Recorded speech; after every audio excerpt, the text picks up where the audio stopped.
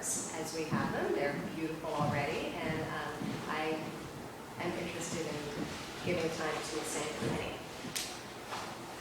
My name is Susan Ambrose. I've been with the city for some time, and the Coastal Advisory Committee and the chair of that committee for many of those years.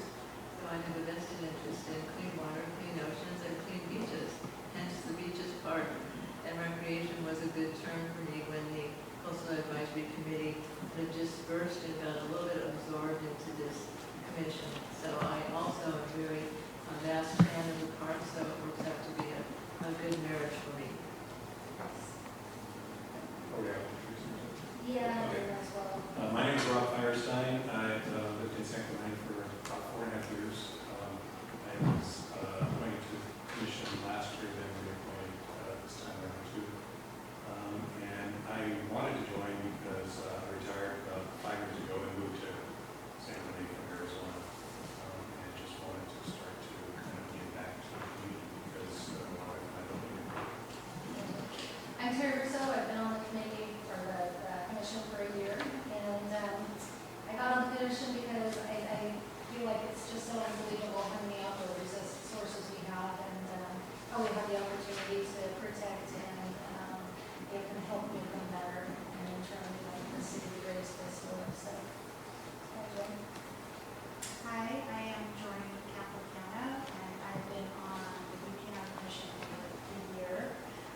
Prior to that, I was on the Coastal Advisory Committee for 5 years, and the reason why I joined is I had worked for like 14 years for the U.S. Environmental Protection Agency, had 3 children along the way in San Clemente, got crazy busy, decided full-time work was not for me, and I still wanted to use my expertise and give back to the city.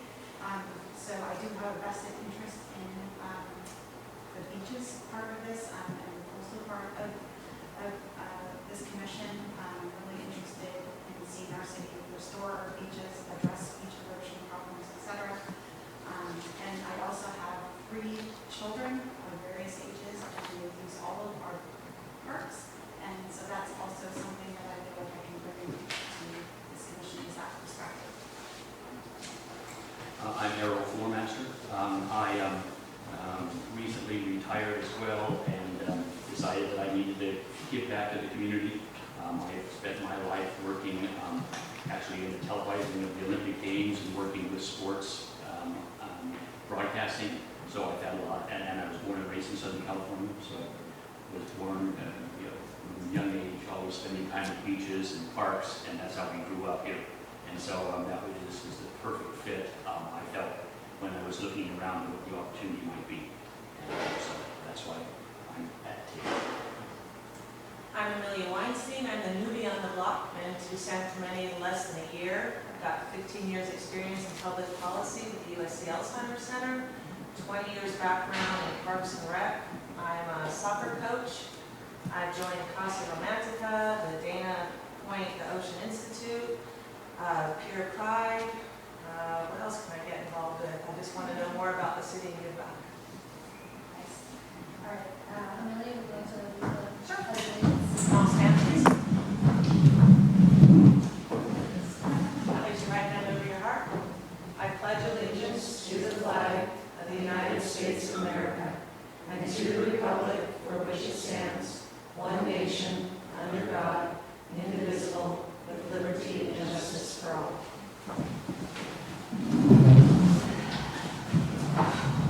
Thank you, Amelia. All right, so let's jump right into the first order today, and that is nomination and election of chair and chair pro tem. I'd like to nominate Terry for chair. Second. Is there any other nominations?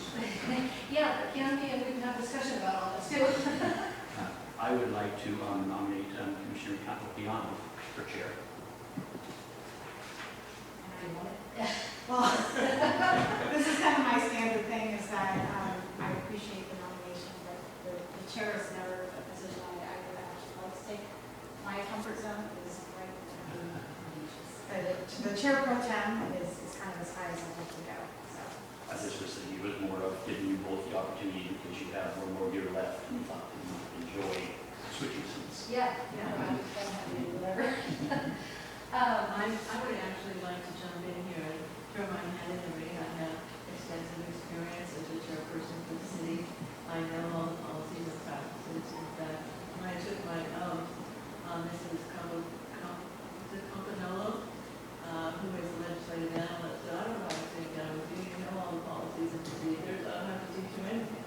And I say that humbly because we did spend a lot of years together. In fact, Bonita and I were on the cultural advisory committee at the same time, and she was very fruitful and helpful and advancing cultural issues along with me and other people on the committee. But I come from a whole career of chairing things. I was the chair of the New York County Transportation Coalition, which included all of the policymakers in Orange County, the biggest companies from Seaverstone to Fluor to Disney to B of A, and they asked me, invited me to be their chairperson, etc. So I have a lot of experience doing this. And my way of handling a meeting is to be very efficient and very effective, and I like to involve all of the people and use the resources and talents. One of the things I really like about the city council, there are many, but one is they interview people and they ask them about their interests and their skill sets and what do you like to do and what can you bring to the table. And I'm delighted to even whether I get elected or Doreen or Terry gets elected as chairperson. I'm delighted that there's such talented people here to work with. So I mean that sincerely to all of you. And so I think that I would be very good at administrating this commission. And I think that Terry, with her personality, if you all know her, she's very friendly and she's very easy to approach people. One of the things I noticed during her interview, for example, is everybody was pleased with what she was doing with Pfizer, you know, my senior employer. But when it came to the end, one of the council members said, well, we don't really need somebody like you because we have all that taken care of in terms of customer service, community relations, etc. And very fast thinking, Terry said, well, wait a minute. My company's very involved in neighborhood programs and community programs and parks, etc. And we could probably get a donation from our company either through people helping and donating time or perhaps some funds for some programs. And Councilwoman Ward popped up her head and said, well, I like that answer. And I think from there, it was a go with all of the council members. And I think it carried on that idea with other things that you do, especially on the calendar. I see the merging of a partnership with Pier Pride, etc. And I think that, or even just within the city alone, a 3-person membership here. I heard in interviews with Rob and with Jennifer that they also tilted their head up and said, I like that idea of doing partnerships, private business and public entities. I'd like to get involved in that, and I think that you pointed out that you were involved with the chamber, and the chamber was in doing some things of that nature that you could kind of merge in, so that would be a great fit for you. And so there's people that are interested in using their talents. That's what I'd like to see in this community, is actually using the talents of people who bring them to the table. And yes, you want to be, just because you're retired, it doesn't mean that you don't use those skills anymore, or you can't teach others about the things that you've done, that you've learned, and that you've practiced. So, as I said, I've always been told that I'm a great leader and a great administrator. So I'm asking you if you would consider me in voting, and then Terry would have time, because I know that you work full-time, correct? And I have retired. She would have full time to do the partnership work, which is far more visible and far more important than, frankly, being a chairperson. You would be affecting so many more community members and engaging them in projects that would be very helpful for all parts of San Quentin. So that is a little bit about my background in working with leadership, etc., because I could go on for a long time, but I think that's probably enough. So I would ask for a second to my nomination, if anybody would care to second that. Nobody? I'll second. Okay, thank you. I appreciate that. So you want to vote on the substitute motion, and then based on that result, you may or may not take up the, it's not, all right, so there's two nominations. During, you've declined the nomination, correct? So Errol's motion would essentially die at that. So there's a substitute motion, vote on that, and then where that goes, you would take up the first motion. So the first motion is I motion for Terry. That's correct. And that was, and there was another motion, she, right? Yeah, so before, yeah, you'll want to first vote on the substitute motion. Okay, all in favor of voting for Susan as chairperson? I'm sorry, I apologize. Would you like to say a few words first? Yes. Yeah, well, so I've enjoyed doing the chairperson role. I think I'm capable of doing two things in this situation with my work and with this. I do have a vision of increasing the corporate sponsorships and donations where our parks are concerned, and related, and really getting in some more funds to get the best of what we've asked for from the city council. But I've had no problem doing multiple tasks on this course, so happy to do it. You guys would like to do it? So Samantha, guide us again. So you'll want to vote on the substitute motion, which is a motion by Commissioner Ambrose for her self-nomination, second by Doreen. So you'll vote on that first. All in favor, aye? Raise your hand, please. We're voting on the Susan. substitute. We're voting for Susan. So if you're voting for If you Susan. are voting for Susan, raise your hand and say aye. Aye. No, maybe yes. Commission, motion Fails. 4-0. Going back to the original motion, if you guys want to vote for myself as chair, say aye. Aye. And 6-1, passes. I stay on the seat. All right, so wrapping that up, moving into special presentations, I believe we have a speaker. You need to vote on Chair Pro Tem. Oh, sorry, Carl. So do we have any nominations? I nominate Doreen. I second. Any motion? Discussion? Okay, let's go ahead and vote. All in favor of continuing Jordan as a pro tem, say aye. Aye. Aye. And it's unanimous. Thank you. All right, now we can move into special presentations. What are your time? Good evening, Commissioners. I'm Kyle Cover. I'm the Public Works Director for the city. And I want to give you a quick presentation on the Subcommittee Shoreline Project tonight. This is a Corps of Engineers project. Miley, it's not that. Do you have the presentation? It's the fireworks. That's what you're doing, I Kyle. don't Surprise. know nothing about fireworks. Steer clear. Stick around. Can you test Do you me? want it? So like I said, this is the Subcommittee Shoreline Project. It's actually a Corps of Engineers project. The city is the local sponsor, so we have to contribute some funding and some extra help on the project. Next slide, please. The funding for the project, we just got awarded about 9 months ago the funding, so we plan to start construction I call it construction and sand replenishment of our beach in probably around September of 2023. The total cost of the project is about $14.3 million. The city is on the hook for 35%. The Corps will pay 65%, so that's about $9.3 million from the Corps and about $5 million from the city. The city has already received a grant of $3.4 million to cover part of our $5 million, and we're also in the running for another $1 million grant. So that's really good news. It will cut our costs way down. Next slide, please. This talks a little bit about the project design. It'll be about 250,000 cubic yards that will be placed on our beach. It'll be basically 75 feet wide of a dry towel space, and then sloping down to the water's edge there. It'll be about 3,700 feet long from Linda Lane to T Street.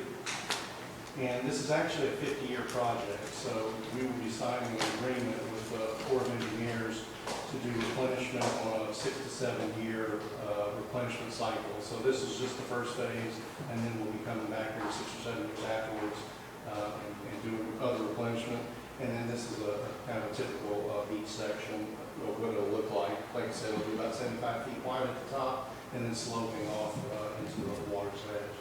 Next slide, please. And this is a little bit hard to see, but it basically is showing you the limits of the project from Linda Lane at the north to T Street at the south, and just all the little lines. That's just the slope going from the beach width to 75 feet down to the water's edge. Next slide, please.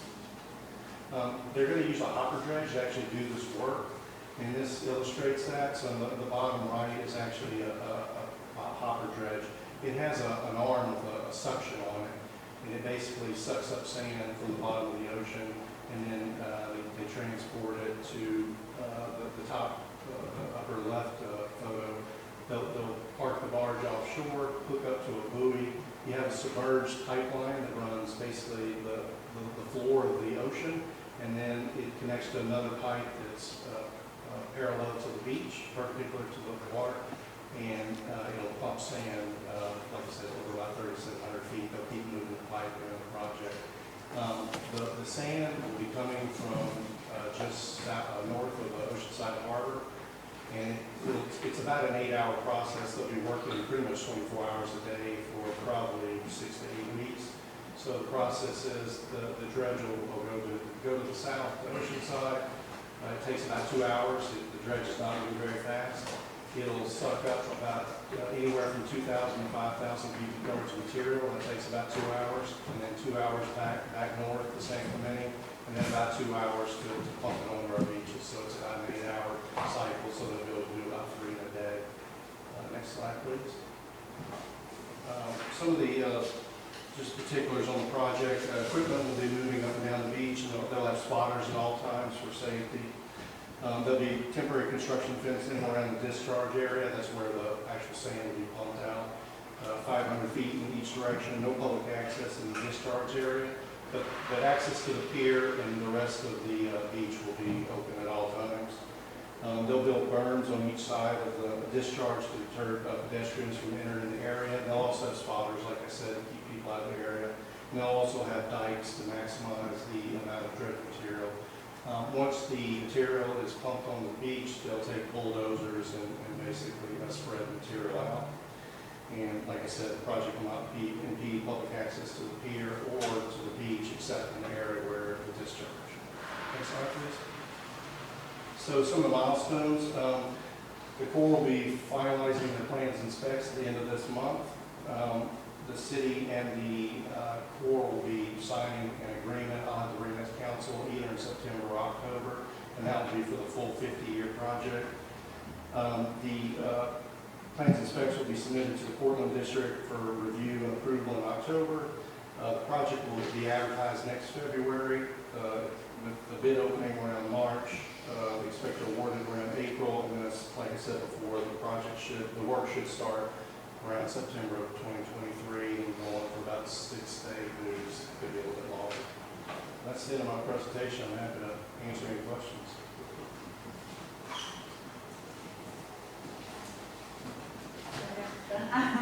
Yes, I just had a couple. So one, I wanted to ask you about the reauthorization process. I know you mentioned that it was going to be every 6 to 7 years. Is that funding guaranteed, or is there a chance it's going to be tied up, kind of like what we've experienced?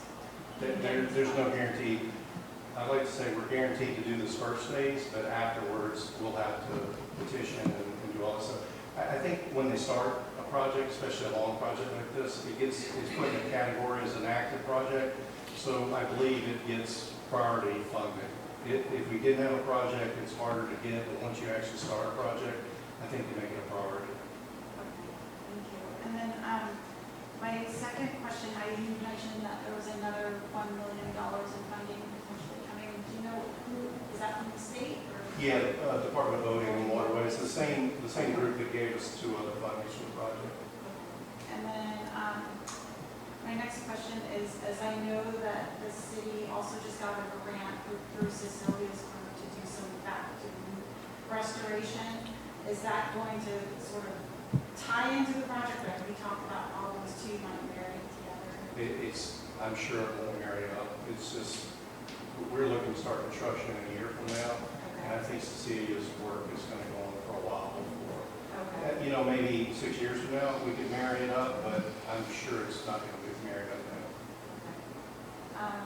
And then another question about, since I think this is a super important project for the city, I'd really like to see sort of more advertisement and sort of on our website. Is there plans to put like a shoreline study and information about that for the public to access? Yeah, like I said, we're about a year out, but we definitely want to start putting information just to let the public know in general, but then also as we get closer to construction, kind of what to look for and what we'll be doing, because I'm sure we'll be getting a lot of questions.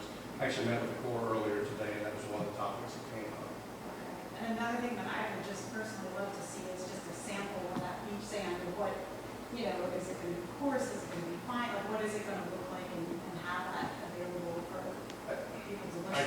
I can't answer. I'm hoping it's more coarse than the fine stuff, because it'll stay around longer. I know that they've done some sampling from other projects, and I think that's why they picked north of Oceanside Harbor.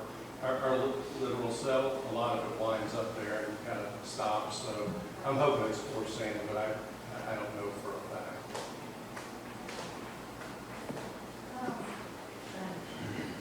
There's a lot of information that we're trying to digest it all, and some of my questions might have been, you said it, and I just didn't hear it fully. But you're looking at starting next September, this first phase and moving the sand up. How long, there's a date there of March 24th. Is that the window of time? That's the window. Yeah, because of some environmental constraints, they have to do it within that, what's that, like a 6-month period or something. But it won't take 6 months of time, do it? No, shouldn't be anywhere close to that. And it might not start right in September, it could be October, November, but that's the window that we have to work with. And then as far as the sand is concerned, then you're taking sand from another location that I know nothing about this, and you're moving it up here and putting it up on the beach. Then what helps, or how do you mitigate the amount of loss of that sand right back down to the ocean? You don't unless you put in a dune system or something like she was just talking about. It's basically Mother Nature and where she's going to take it. It's kind of the area they're placing it. The beaches south of there will definitely benefit, because that's mostly where the sand moves. 3/4 of the year, the sand moves from north to south, and then in the summertime, it kind of moves to the north. But primarily, all of our sand gets lost in the south. So That's right, going south to get it to bring it back north. exactly, exactly. Efficient, right? Okay, that was it. Somebody else have some questions? It's really not a question, it's a comment. I attended an Ocean Pacific, Ocean Protection Council meeting, and they were right with you, talking about the coarser sand that would be more advantageous to keeping the sand, and also doing a lot of sand pushing to create the dunes that Jareen is referencing, and even putting in a couple cobble things in the dunes to help the sand stay in place. Because I know the city has avidly been creating them and putting them and restoring them every couple of months so that the sand is not leaving. And right now, in the summertime, they're not as much used as they were for kids to play on, because we have enough beach sand lower for the children to play on. So it's a great strategy. Is there any contingency plans for, say, 5 months after this initial sediment is placed? And we have a king tide, and it's all gone. Is there any kind of contingency for? Unless you have some unless you have some kind of structure or a dune system or whatever, you're really at the mercy of Mother Nature. I will say though, you'll see sand lost in the wintertime. They'll actually come back on the beaches when the currents change. A lot of times they'll bring sand back on the beach during the summer, and then we lose it during the winter.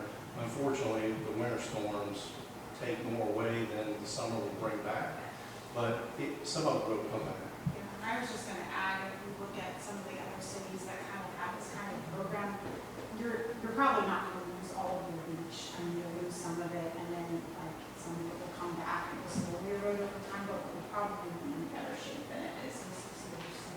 Yeah, so, Okay, thank you.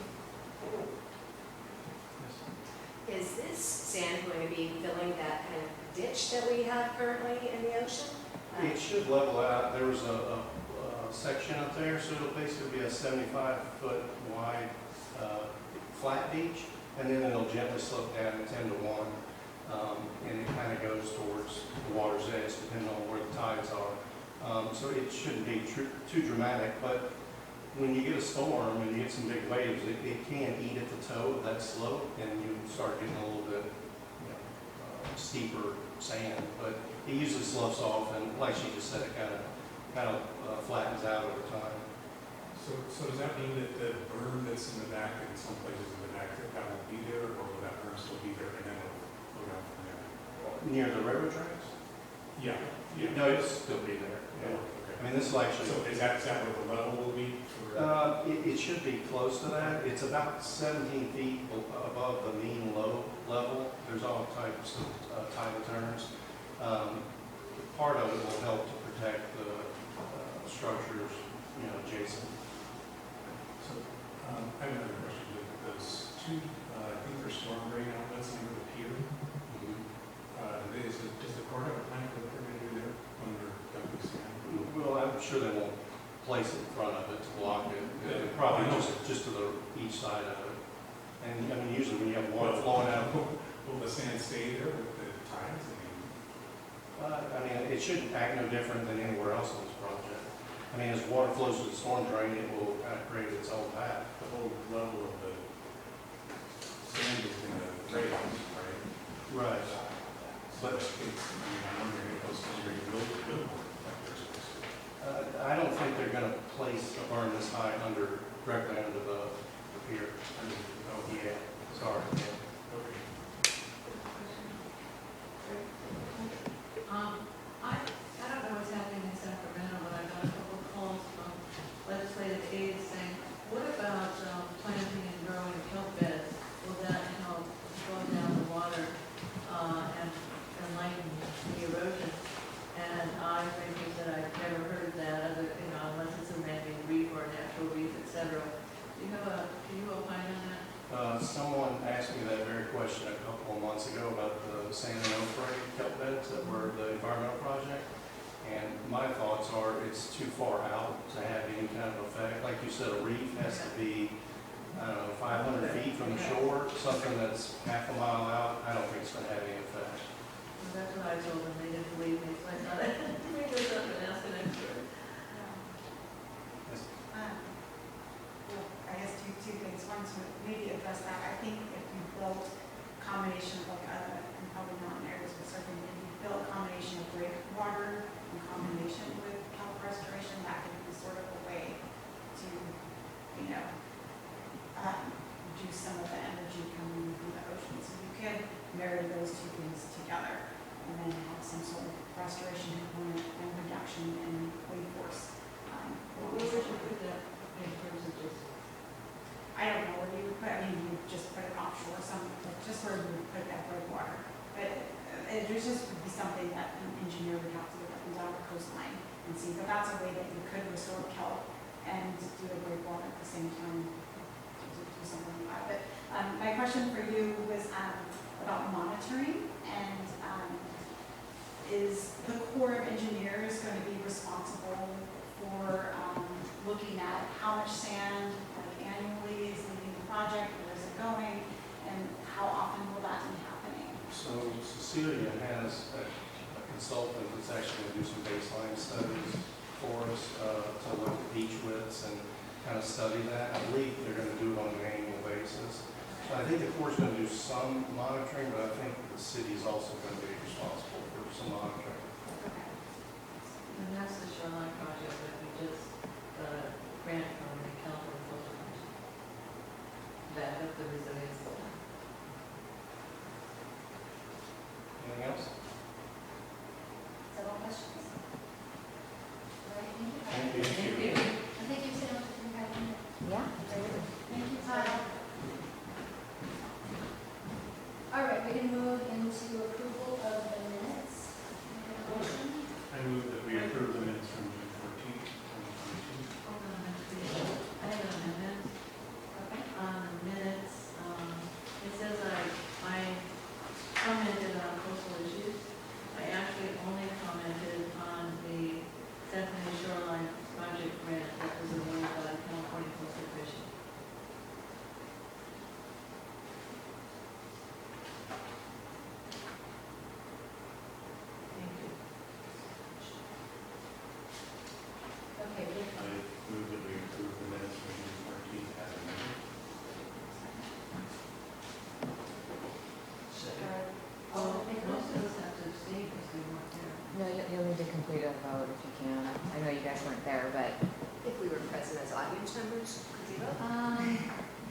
You were there. Two of us were, no, three of us were actually present. Just go ahead and proceed with your vote. Yeah, let's, all in favor of approving the minutes? Aye. And that is a yes.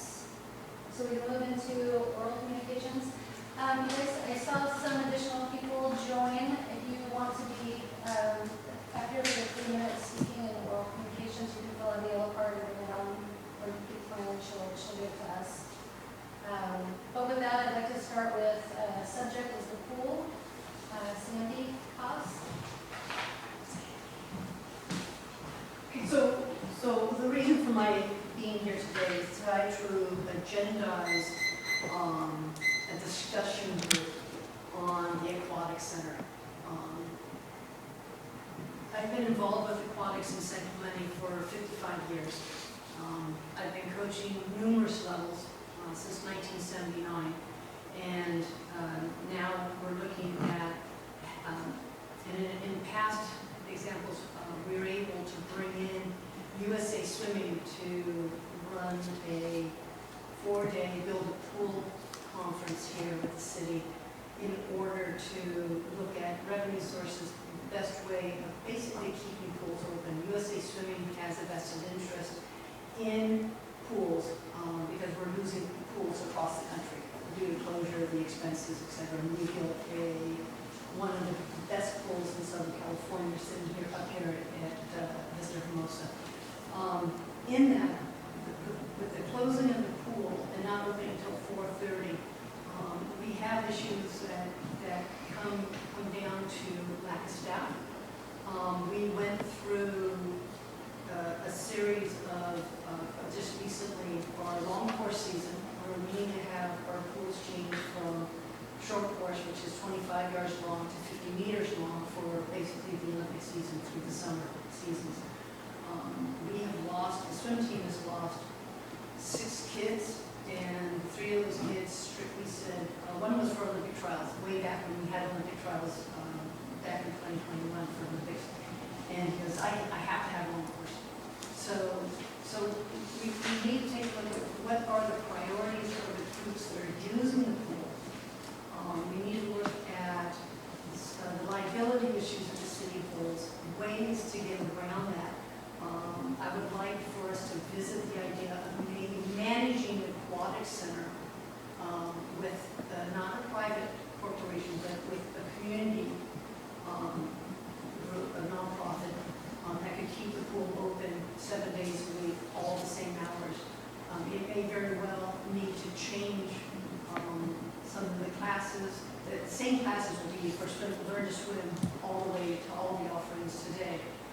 But I think with the exhibition of our loss of access coming up, it is something that I would like to see this group take care of. Also, we'd like to look at some of the offerings, and if we can rely on the commission to help negotiate with staff some of the programming that goes on at the pool, kind of prioritize what we want to see.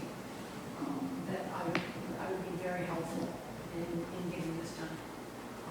We have a master's group that is 40 people strong, 30 seconds more. And can I take 30 seconds more? No. Hey, rules are rules. But that's one of the main things. So I'll take care of that later. Thank you.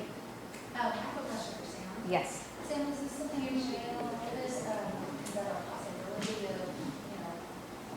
have some discussion regarding this?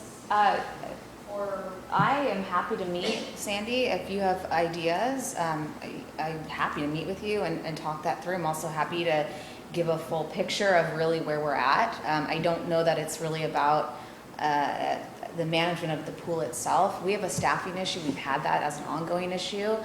If a nonprofit in town has a solution, our doors are open. We want to hear it. But this is the first time hearing of it. If there's a want for the commission to, maybe the chair and chair pro tem meet with Sandy and the group that you're referencing, I'm happy to facilitate that meeting. I was going to give a broader update regarding our pool hours towards my comments at the end. You're not wrong. It's a scarce cutback. I get that. It's not something we wanted to do. Funding is not the issue. That is not the issue. Council approved us, and they've continued to approve a full budget. And we are at this point just waiting for the bodies to come, and we've not been successful in capturing the right group of folks. We've had great success with high schoolers, but that doesn't keep our pool open from 5:30 to 4:30. So we're really looking for an age group that is beyond high school and have more flexibility. And that I'm seeing that not just with pool lifeguards, but across other platforms of our staffing as well. That's been a really difficult age group for us to get on board. So that said, happy to meet with Sandy and the group and anybody, Chair and Chair Pro Tem, if that's what this commission desires. But I think, I think we all need to bring all the facts to the table, because I understand and I know that there's a lot of information that can swirl in the pool world, and I would like to iron that out as well to see what our solutions can be. Is there anybody else, the chairperson and chair pro tem, who is involved in pools or swimming or aquatic, who might have something to offer in committee? My background is mostly in the parks through coaching, pickleball and whatnot. And I'm happy to get involved in the swimming if it's useful. I'm just throwing that out there to mix it up to use people's talents. Yeah. Why don't we just take a first step and have you guys meet? That's fine. Is that all right? Yep. All right, so next speaker up is Ruth. And it's a park update, and then also unsafe conditions. So she filled out two different cards. So I'm going to have you talk about unsafe conditions in DSM Building first. Yes, I'm on item 4.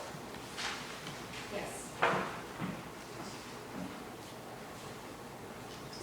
I can't see what's up here from over here. Whenever you're ready.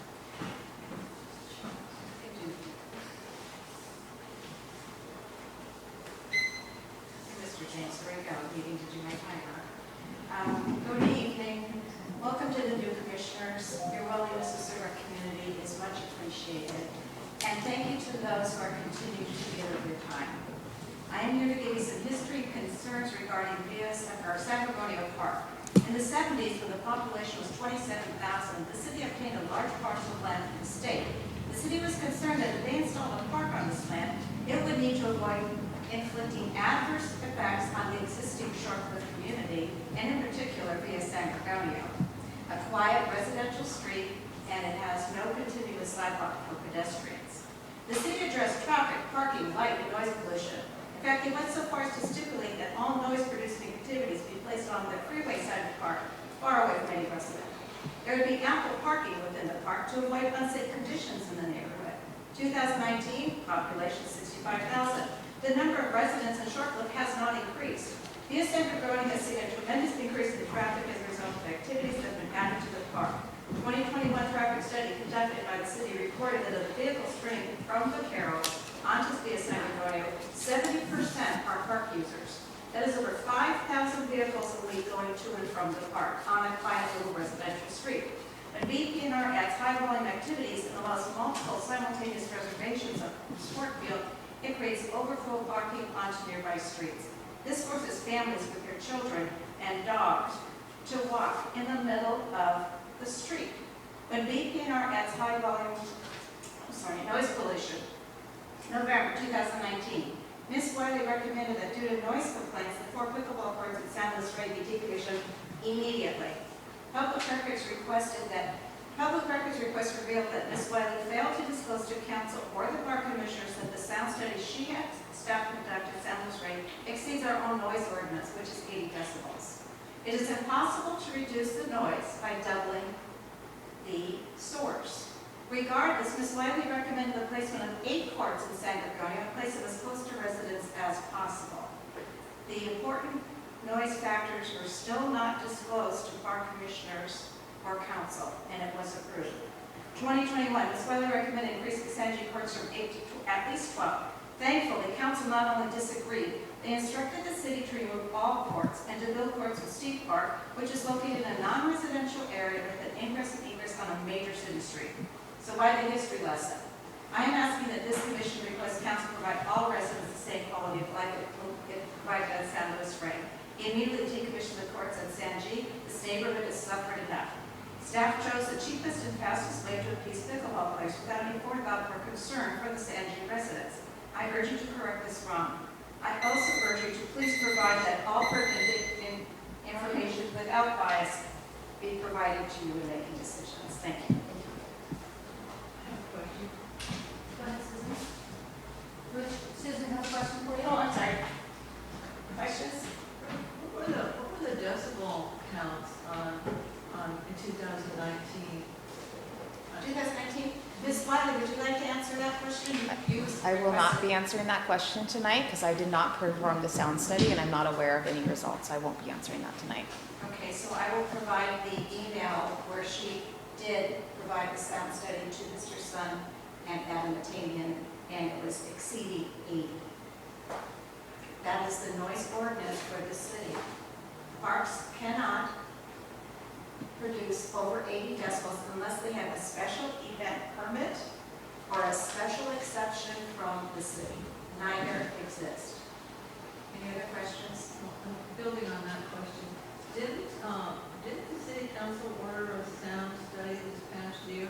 Yes, actually, our mayor, Mr. James, instructed the city to conduct a sound study, and I have in your packet the results that were taken on April 10th, 2022, from 12:19 p.m. to 12:24 p.m., which is after these $35,000 sound-reducing fence had been installed at San G. If you will notice, I've asked the city to provide a recap as to what this means because I am not a sound specialist, but it does say the peak, the maximum peak, 111.2 decibels. Now I remind you, the city's held to 80 decibels. The average was 82.1. Well, over 80 decibels, what is the trauma or what makes it a nuisance is it a health issue? Is it a... Yes, I have provided a study by, I think he's Barry Ruckwell from my research, Thornton Acoustics, which has completed over 1,500 projects on sound. And it states that there are no effective means of reducing the noise emitted by pickleball courts, such as noise walls, barriers, or screens. The only effective is to enclose it or remove it from any residential area. And it does say that that this level of sound from pickleball, because it's not just the decibels, it's the that you hear throughout the neighborhood. In your slides, you have how far away residents have complained to the city that they're hearing that. Anyway, so yes, it does cause the risk of hypertension, heart disease, etc. Any other questions? Well, I'd like to make a comment on that, if I may. You know, I went over to Bonita Canyon today to look at the courts over there, and they've got 6 inside courts, which are wonderful. I mean, it's like going to a Rotary in my age group, well, maybe even now, basketball games indoor, and everybody's sitting on the bleachers and cheering on, and they have that kind of setup at the Boys and Girls Club, and it's really great. And then they've got some outside as well that aren't used at all. The tennis courts aren't used at all up on the top. And when I asked the CPO there, Terrence Hughes, why not? And he just completely said, because it's not responsible to put pickleball courts directly across the street from residential property. He even went to the point where he told us he lived near a pickleball court, and that's all he can hear when he gets up. They start at 6 a.m. because it's a private club. And he said that's all he can remember when he gets up is the thunk, thunk, thunk, thunk, the sound. And he said it's just so irritating and it's difficult to sleep. And people are complaining a lot about it, and he just said, so truly, in the city with residents so close by, they should not have pickleball simply because of not only the monotony, but the decibels. He was concerned about that. I wanted to share his comments tonight at this meeting. But he was very pleased with the, telling you, and the mayor as well, with the work that you had done with him. And I know that you put some labor in there to get these things settled in while these courts were taken down and these were put together, et cetera. So we can't win everything, but we can do our best to expedite things so that, for example, San Bernardino, I was up there as well, and on the complete other side of the park, where there's a big grassy knoll over the freeway, I could still hear the pickleballers clunk, clunk, clunking along, and more so, all the joy that they were having, hollering and cheering everybody on. I don't know which was louder, but if I lived there and I stayed home, if I wasn't working or if I wasn't on assignment or doing some other things that I do, that would be hard to live with on a 24/7 basis. Susan, not to interrupt you, but Samantha, I have a procedure question. Yeah. Does this need to be an agenda item? Yeah, we should really cease communications further on the item. Okay, Call to order. well, thank you. I have one question for you. I would like to see, because I'm seeing Exceedance down here, and there's no Exceedance on there. I'd like to have somebody explain this to me. So a sound study really is it's a professional document that needs to be interpreted by a sound technician, if you will.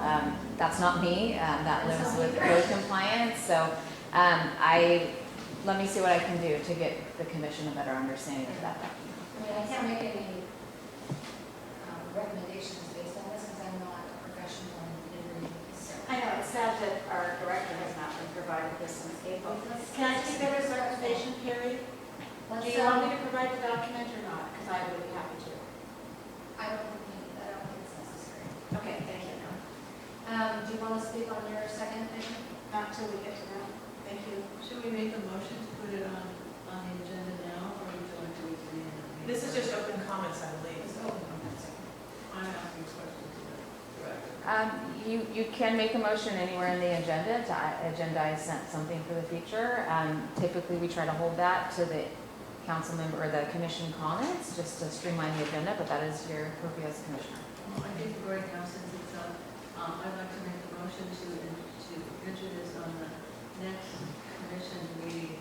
And also perhaps a specialist from the city to come in and talk about the traffic study that was done by San Bernardino at the request of the city council. The commission can vote on that. I do want to preface with the fact that this commission should be operating under a work plan that's going to be approved by the city council. So that's a major item that's going to come up tonight. You may elect to incorporate that into your work plan as a priority, but we try to typically stay away from items that are not approved by the city council. There might be a different vision that council may have for this commission to review. So you might want to look to put that on the work plan for approval for the future. I thought the city council approved the traffic studies. They did, and the traffic study was complete. Oh, okay. But you're seeing it as a separate feature rather than the noise. Well, so what I'm saying is I want to be cognizant of this commission's time and the efforts that go on here. And I don't want to bring something to the commission that council doesn't agree with procedurally as a work plan for this commission. So if you want to review on your work plan the traffic study and the ongoing concerns that have been expressed tonight at San Gregorio, that might be something you elect to put on the work plan. But in order to, and the council's effort with the work plan is really to streamline the workload for commissions and committees. That's a question on that, and I know probably we'll get into more detail when we get to the work plan section though. But can the commission have agenda items that do get added that aren't on the work plan? It can happen. Everything has to be Certainly, planned out. there can be kind of a late breaking item that might come up, and that does happen absolutely. But our goal is to really try to focus everything onto a work plan item that captures the responsibilities of this commission. So again, it's not necessarily a no. I would say you made a motion, that motion needs to carry forward with a second, potentially in a vote. But do keep in mind that there's also an opportunity to incorporate that onto your work plan. Well, then I will withdraw the motion, and we'll wait till we do the work plan, because I take your advice to heart. All right, so we can move to the next agenda item, 5, current community activities and updates. Yes, I have a couple of updates. So we've not met in a couple months. We had our 4th of July fireworks display off of the Pier. We had a really terrific crowd that came out, and generally this brings a large surge of activity to our beaches. We had a successful day with marine safety in terms of rescues, and a generally good and responsive public that attended the event. We did see a lot of kind of rogue fireworks, but we expect that.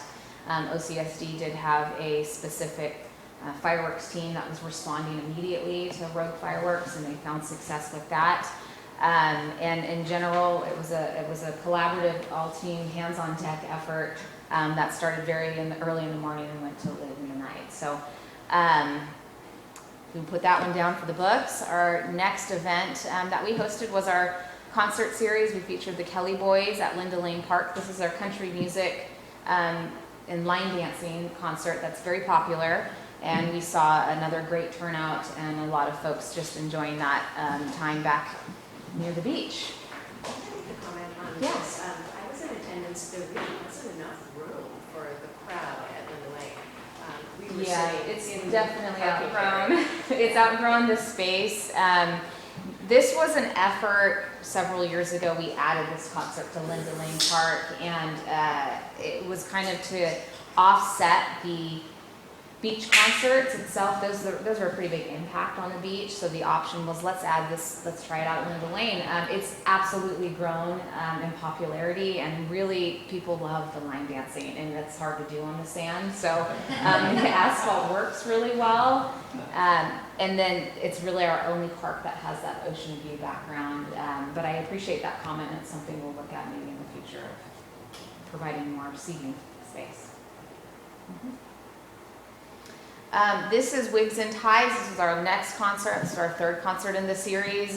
This is a local band, very popular, really good turnout. All of our beach concerts have that really heavy crowd, and they're very popular as well. And then we finished our concert series last week with Common Sense, and this is always historically our largest concert turnout. It's packed. They're a very popular local band, and that kind of wrapped up our concert series for the summer. We have a couple upcoming events, including Friday. We have our movie in the park featuring Encanto. That will be at Vista Hermosa in the Meadows. That's a free event for everyone. We will have some food opportunities. I think there'll be a food truck there, but you're welcome to bring your own food and beverages as well. Followed by, on Sunday, we have the Chamber of Commerce Fiesta. That's located downtown here on Del Mar. That's a returning event. I think this is the 69th year, 67? Oh, I think it's 67. Something around there. So this event went on hiatus through the pandemic, and it's now returning, and it's very popular. It brings a lot of folks and visitors to our downtown area. Followed by the 3rd weekend in August is our Art Association Arts and Crafts Festival, located here at the Community Center. It's a multi-day event that features local artists, and it's kind of a vendor fair. Very cool event if you've never attended it. And then into September, we'll have our annual car show that's presented by the Downtown Business Association, again here on Del Mar. And then September, we'll close out with an SC Open Skate Contest. It's our 21st annual up at the Ralph's Skate Court.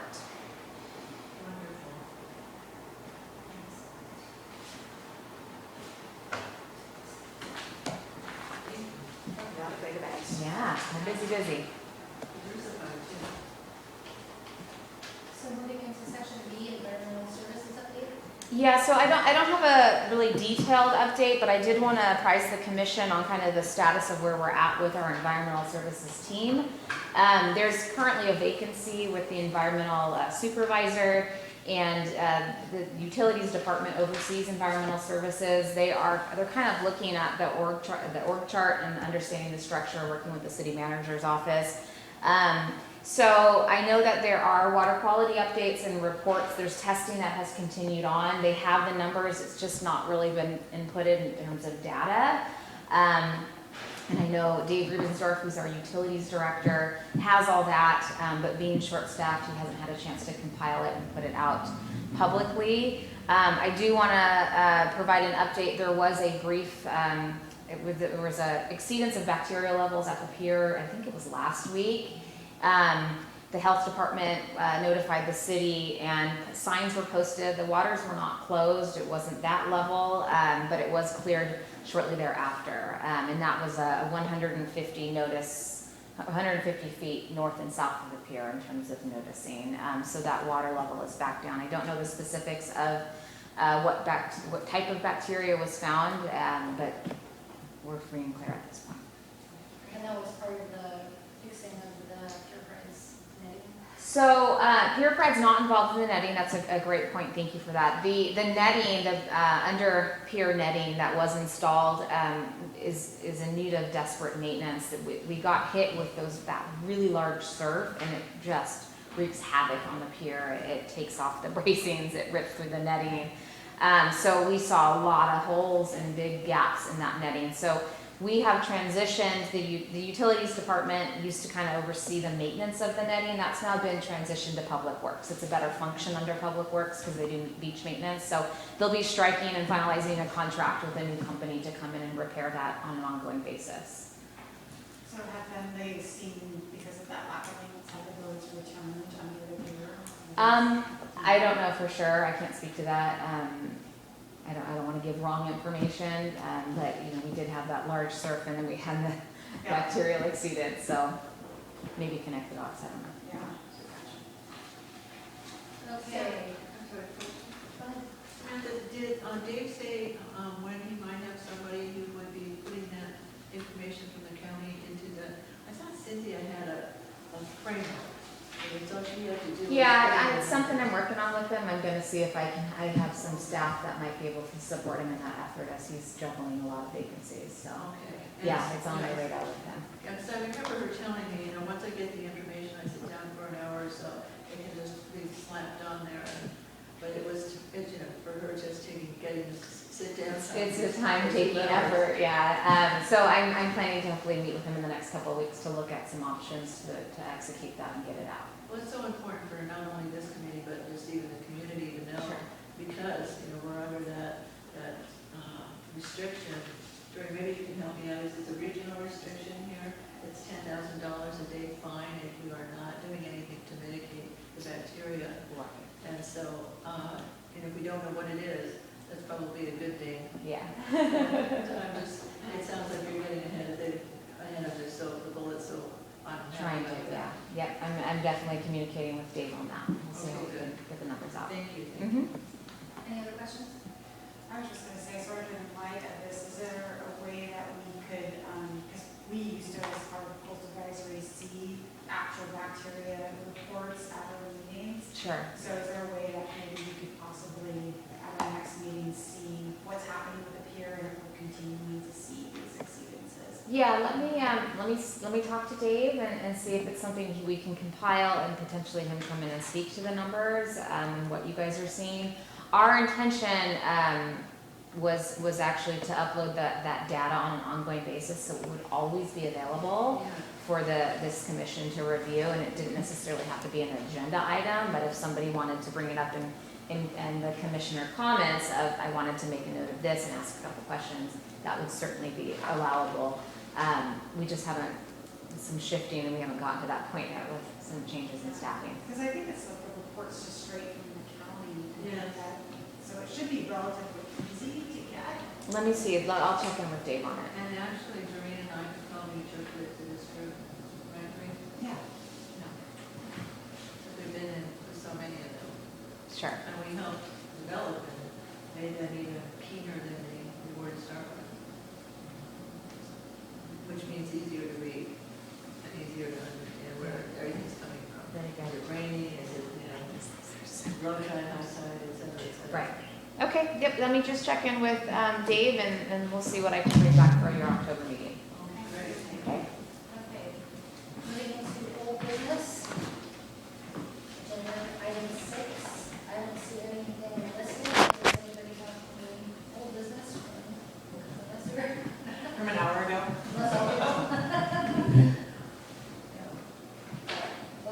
then move into new business. Section A, development of the work plan. Where am I getting to? Thank you. So you guys have the report in front of you. I think that's pretty explanatory, and I kind of mentioned it earlier in our comments. This is really intended to be the guiding document of projects and tasks this commission body will look at over the next year. This comes up every year. So there's always a couple of ideas that are included in the staff report. You don't feel like you have to commit to those. It's just kind of a bouncing off point for the group, and if there's others, please feel free to throw it out there. This is a commission-driven document, and ultimately the chair will present it to the council for final approval. I will touch a little bit on some of the ones that are listed from a staff perspective. We are in desperate need of a fee study. It's well overdue. We've not done one in 10 plus years. So I think that's a priority. We also would like to review the sports partnership process. It's on the white tab. We don't have, do we have a copy of the last one? I do. See, I don't like that. White tab? Yeah. I do, Jermaine. You want to work with that? I don't have that. Sorry. Oh, it's on the back. It's okay. Jermaine, but while everybody else sees it, so you can reference that's all I have. It's on the previous page. It's Got just it. the bulleted items. Thank you. Thank you. Got it. So these items don't have to be really specific. Some of them will be, but you can see from that listing, there's one that's just ocean and stormwater quality. It's a little general, but that does allow for some flexibility with items that are presented to the commission. That kind of goes along with the beach sand nourishment one as well. So with that, I'm happy to answer any questions that you all may have, or if you want to start throwing ideas out, that's usually the way it lands. And then based on comments here tonight, I will work with the chair and Chair Pro Tem to finalize the work plan document, fill it all in, and package it to council. So it's just creating a list tonight. I have a comment. So being that the five parks plan is still kind of an ongoing thing, should we have a section for that more? Yeah, we can, yes, that can be incorporated. The five parks master plan? Yeah, we can incorporate that onto that. Is there something we think we can do about that this year? It seems like the funding for what progress we could make this year. I actually, and that's a really good point, Rob. I think maybe your item is how do you look at the execution of those site updates, keeping in mind they actually have not been finalized by the city council. But once, I've got an update on Steed Park later. Once finalized, there is a funding need. So your work plan item could be to stay apprised of updates in the master plan projects. Could be something that's. I think that would be good. It'd be really good. And also then how it help at all, being sure it keeps moving forward, and if there's anything we can assist with keeping it on track. Sure. Yes, and it would feed right into what I was saying before, you just said about the partnership and planning. Mm-hmm. And what Terry focused on as well. That's why I was meeting of using all these resources and getting these brains together and say, oh, gosh, so-and-so is interested in this field, or baseball, or this one's a real soccer fan, or this company would really like to do this, or their gift to children for the year, or something. There's ways to connect these people together Right. to make it, synergetic. Absolutely. Or to be proposing a subcommittee we just had tonight. But so, let me just, what is the language then for that discussion, master plan of 5-park status update? Something like that? Yeah. Terry and I can kind of finesse the language before it gets finalized, but that's the idea, that the commission can continue to be educated and see items if it's relevant to that Okay, in front of you. so that'd be great. Can we also add an official, sponsorships and funding section for? Absolutely. Yep. I would say that's the second work plan item. Because I think you are, from our conversations, I think you're thinking more globally that even just beyond the master plans, how do we fund parks and recreation, if you will? I mean, there's so many outlets to think about.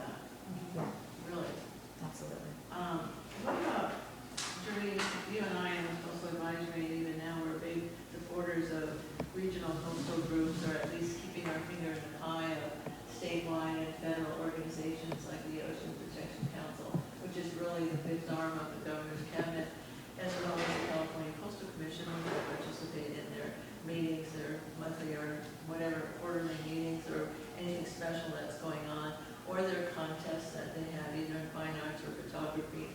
In fact, 2 people from San Clemente won their contests in the past, since my term in San Clemente.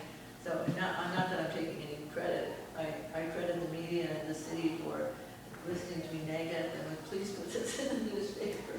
We have so many talented people in San Clemente, and lo and behold, we have 2 winners in different eras, or, I think a decade apart, but still, it's exciting to get people. That's a good way to get people down to the fields and the sports places and the beaches, and to see, the trash, or to see the erosion, and to see these, and also the beautiful spots. So, however you want to state that. Understand nourishment, Well, to me, it's more like a coastal update, which is the more, I don't know, I I don't see think that as a work. we had our last year's work plan had an item that kind of talked generally about continuing to review, I have to bring it up.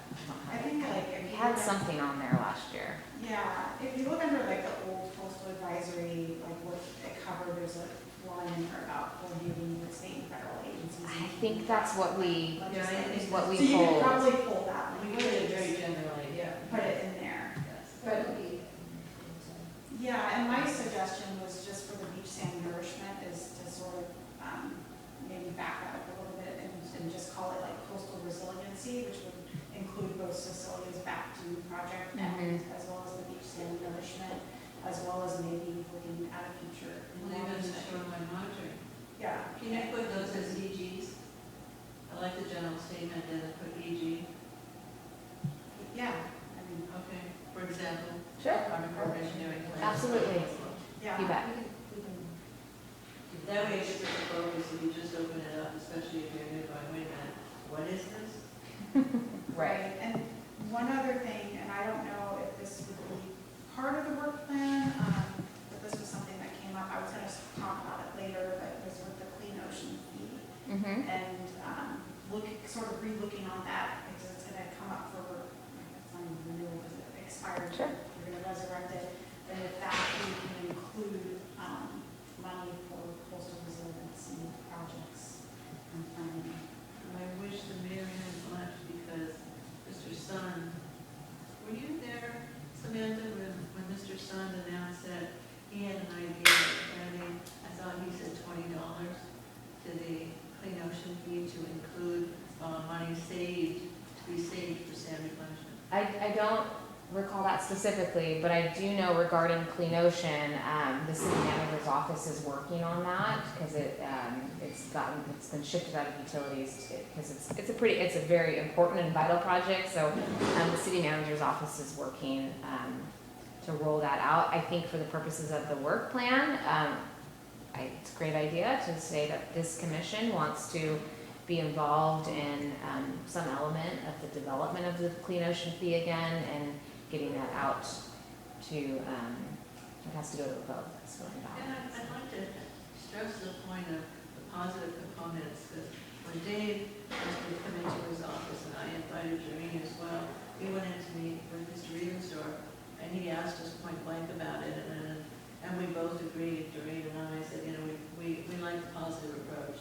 Why aren't we talking about, instead of the negatives, or what's wrong all the time, let's talk about all the positive things the city has done for the community in all whereabouts of San Clemente, whether it's fixing drainage pipes or the parking lot for Casa Romanica, which is city property, or the bluffs, or anything like that. And lo and behold, Dave thought that was a great idea. He said he loved it, and a couple months later, there you would see pictures of projects or ditches or whatever the issue was. There were about 6 or 8 of them, and he actually had the data.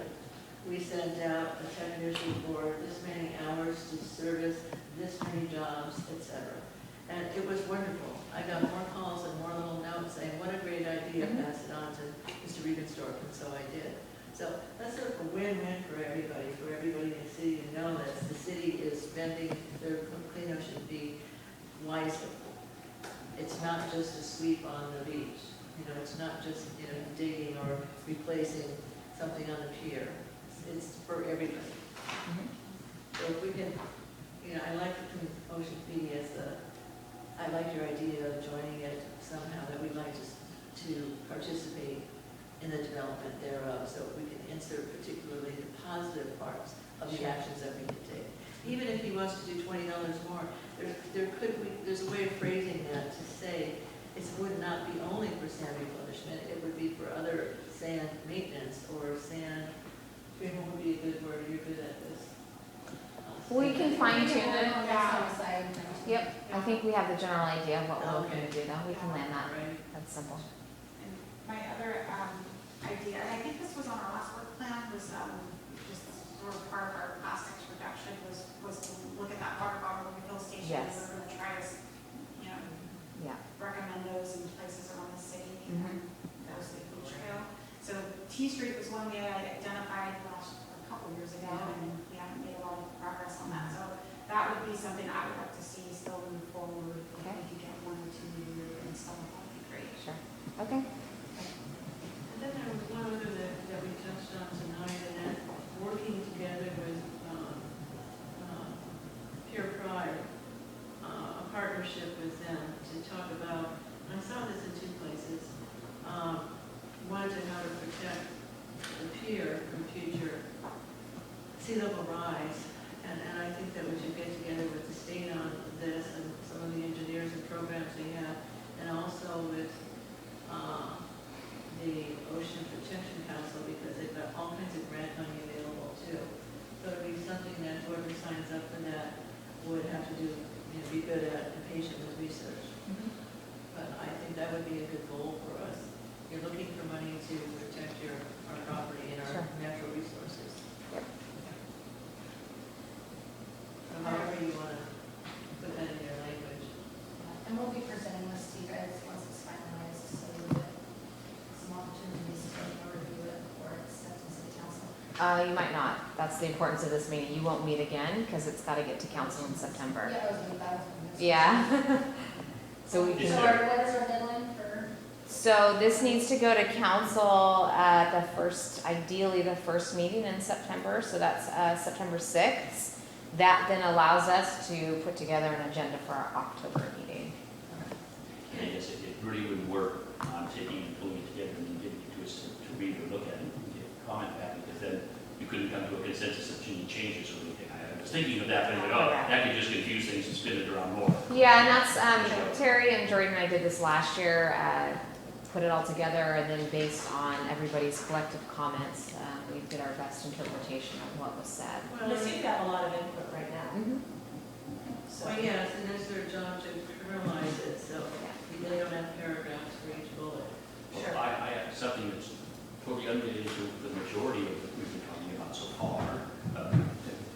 And it kind of goes back to the beginning on the Parks Master Plan. And this might really be able to be incorporated into that. And that was that, I know, it was in April of 21, back when the whole issue before about beach was brought up. And then when we went back to city council, it was decided that they keep it status quo. But the commission at that time said they wanted to focus more attention on how we can make more of our parks dog friendly, so that we have more opportunities for people in parks than the one dog park we have, because we weren't moving forward on the beach idea.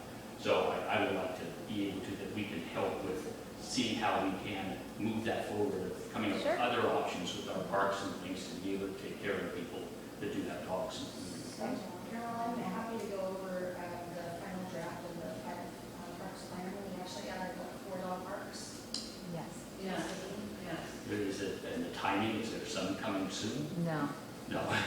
The short answer is Is there any no. way of moving any timing up? It depends on your definition of soon, I should say.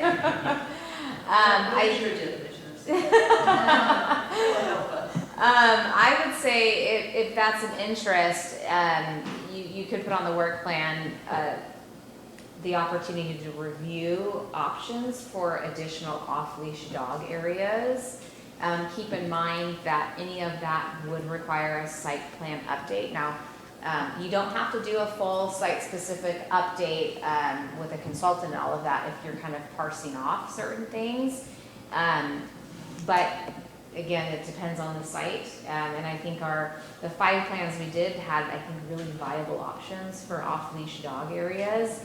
And maybe it comes. Maybe is there some way that you should look at the timing of maybe being able to support moving things around a little bit so that some of the things happen a little sooner and other things might, you just change the timing of the project? Yeah, let me, so for the purposes of the work plan, so we don't get into too much conversation on it, if the commission would like an update item on dog access in parks, including off-leash and leashed options, I'm happy to provide that. And then we can talk about other options. Thank you. Mhm. I have one more comment, if you don't mind. Jermaine, remember in Coastal and Ellen, we've spoken, we talked about restoring opportunistic permitting. When you're putting this together, can you find a way to include that in the EG? Yeah, that could kind of probably go under coastal facilities. Yeah, because really, but that's when we're accessing sand from other locations that just become available rather than going on a major hunt. Yeah, so the city previously, probably, I don't know how long ago, maybe 6 or 7 years ago, we used to have an opportunistic permit in place with the Army Corps of Engineers, which allowed us, if sand sort of fell into our lap, we could put it onto our beaches. Yeah. And then that permit expired, and so we don't really have that, so if sand is stretched out of the San Juan River mouth, which we do every so often, we can't put it on our beach because we don't have a permit in place. Right. So, Okay. we could look at that. Yeah. Can I ask you about sand? So it says here, beach sand nourishment. Are we talking about replenishment, or is there some other definition of nourishment I'm not understanding? Yeah, so beach sand nourishment is just the same term Okay. for replenishment, and that's why I kind of said, let's just call it coastal resiliency, and that kind of includes everything under the sun that we would do. Okay. Sort of. And I love your idea of the water stations on the beach trail. Yeah. That And would be parks. terrific to include. And parks. Are we ready to move into items? Well, just one other thing, and that was from the comment in the discussion earlier about football and so forth. We're going to maybe in the work plan take a look at that, because we were going to, whether we're going to agendize it or put it on the work plan about the situation with pickleball at San Gregorio. And I know that we have steep part that we're moving towards, but I guess just the study of, is there some other options of helping to mitigate the problem and move forward on the future or something, you know? I don't know how. Yeah, if that's what you guys would like to include on your work plan, that's absolutely up to this commission. Studying and looking at what options there are. I mean, it's not, it's pretty rough to just take and shut something totally down if we don't have other options for people. Maybe there's some way to help mitigate something. Are you going to cover a little bit about that when we get into this? Yeah, I can give an update of where we're at with all of it, but But we want it on we'd like it on our goals too. okay. Okay. That's part of the master plan. Was that what you were saying? Yeah. I think that falls and tied in together with the master plan. One of the IEs or the EGs, that is, or for example. No problem. Thank you. All right, are we ready to move on to section 8? Is there anything else in this at all? I don't think we can all get everything in because we want. Well, I come back to that one point about, it seems to me like this is kind of like an overall work plan and a general umbrella of the direction we're going to go, but I'm hoping that still as things move out throughout the year and things change and we learn new things, we can surely agendize and attack something else that doesn't happen to be on the work plan. That's why we agenda. Yeah, and so the commission knows I meet with the chair and chair pro tem ahead of our meetings to set the agenda. And you're welcome to email myself and the chair and chair pro tem anytime to say, hey, can I get information on this, or can we maybe look into this? And I will provide a response, or Terry will. There's no issue with that. You also will see items that are not specific, including like a fee waiver, for instance. If somebody comes and is requesting a fee waiver, if there's a new partnership that comes from a nonprofit, those are kind of just your routine duties that come up. Who knows when, but those would come to this commission as well. Well, I just think it's important that, and I think you pride yourself on listening to the community, and I'm sure it's not only thoughts here. It's hundreds and hundreds of other people who complained or are concerned, is a better phrase to use, about what's happening at Sagamore Go Hill, for example, and the noise. It's just like at Boys and Girls Club, et cetera. But I think that if we hear enough concern, we should try to do something about it. Not just say, well, we'll finish that, we'll look at that in 2 years. We're better than that, right? Sure, absolutely. Yeah. All right, thank you. All right, I am now moving on to section 8. Communications, and leeway. Yeah. So I wanted to update this commission on the Vista Hermosa Sports Park Field 2 infill project. This came to the commission at our last meeting in June, and it was tabled. I wanted to give some background and kind of where we're at now based on some fact-finding and discovery. So the commission at that time requested to table it so staff could understand if the funding that was approved could be reallocated to just improving the field itself. For background on the project, Field 2 is at Vista Hermosa Sports Park. It's the large baseball field, and there's 3 ball fields total at Hermosa. Furthest, Yeah, it's the one closest to the fire station. It's on that side, and it's our larger ball field intended for older kids. So there's been an ongoing conversation for a couple of years about the use of that field, and the city staff have been in communication with San Clemente Girls Softball, who is a partner, and the limited field space that they're able to use based on the needs of girls softball. And we also reviewed kind of the existing usage of that space. It is a large field. It's very, the way it was currently structured, there was a turf infield. And so essentially the project was to skin the infield and make it all dirt. That does still allow for a portable mound to be brought in, so older individuals can play baseball kind of that upper, more senior level. So that would include the high school, that would include San Clemente Little League's oldest group of kids as well. It doesn't change the baseline, so the field is still the same length, but you actually get some more opportunity to have a shorter softball field almost, so it increases the usage and potential. That project, it was executed, we had to move forward with it ahead of this meeting in order to ensure that we would stay on time with the renovation, and it's the start of fall ball, which comes up really quickly in September.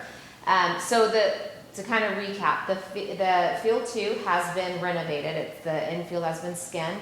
It's all dirt now. I did follow up with San Clemente Little League, and they now understand the project fully. It's not going to take away from their usage. Their primary field of that size is actually Vista Bahia. That's what they consider their home field anyways. So that's going to, that their opportunity to use the field doesn't change though, and they're fine with that. In part of that renovation, we were actually able to redo all of the foul lines, cut out the lip that goes from the infield to the outfield.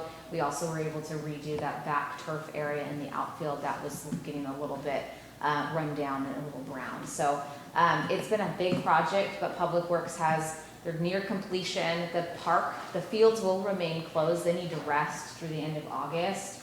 So the fields will be closed. Coinciding with that, we also were able to make modifications to fields 3 and 4, which are both really little league fields, or that age Do group. those have grass in Those field? are, yes. So this is the only one that does not have now a grass in field? Those actually, yes. So yeah, it's a skinned infield at this point. So Little League, I met with Little League. They expressed some concerns about the field condition, batters boxes, pitching mounds, backstop pads.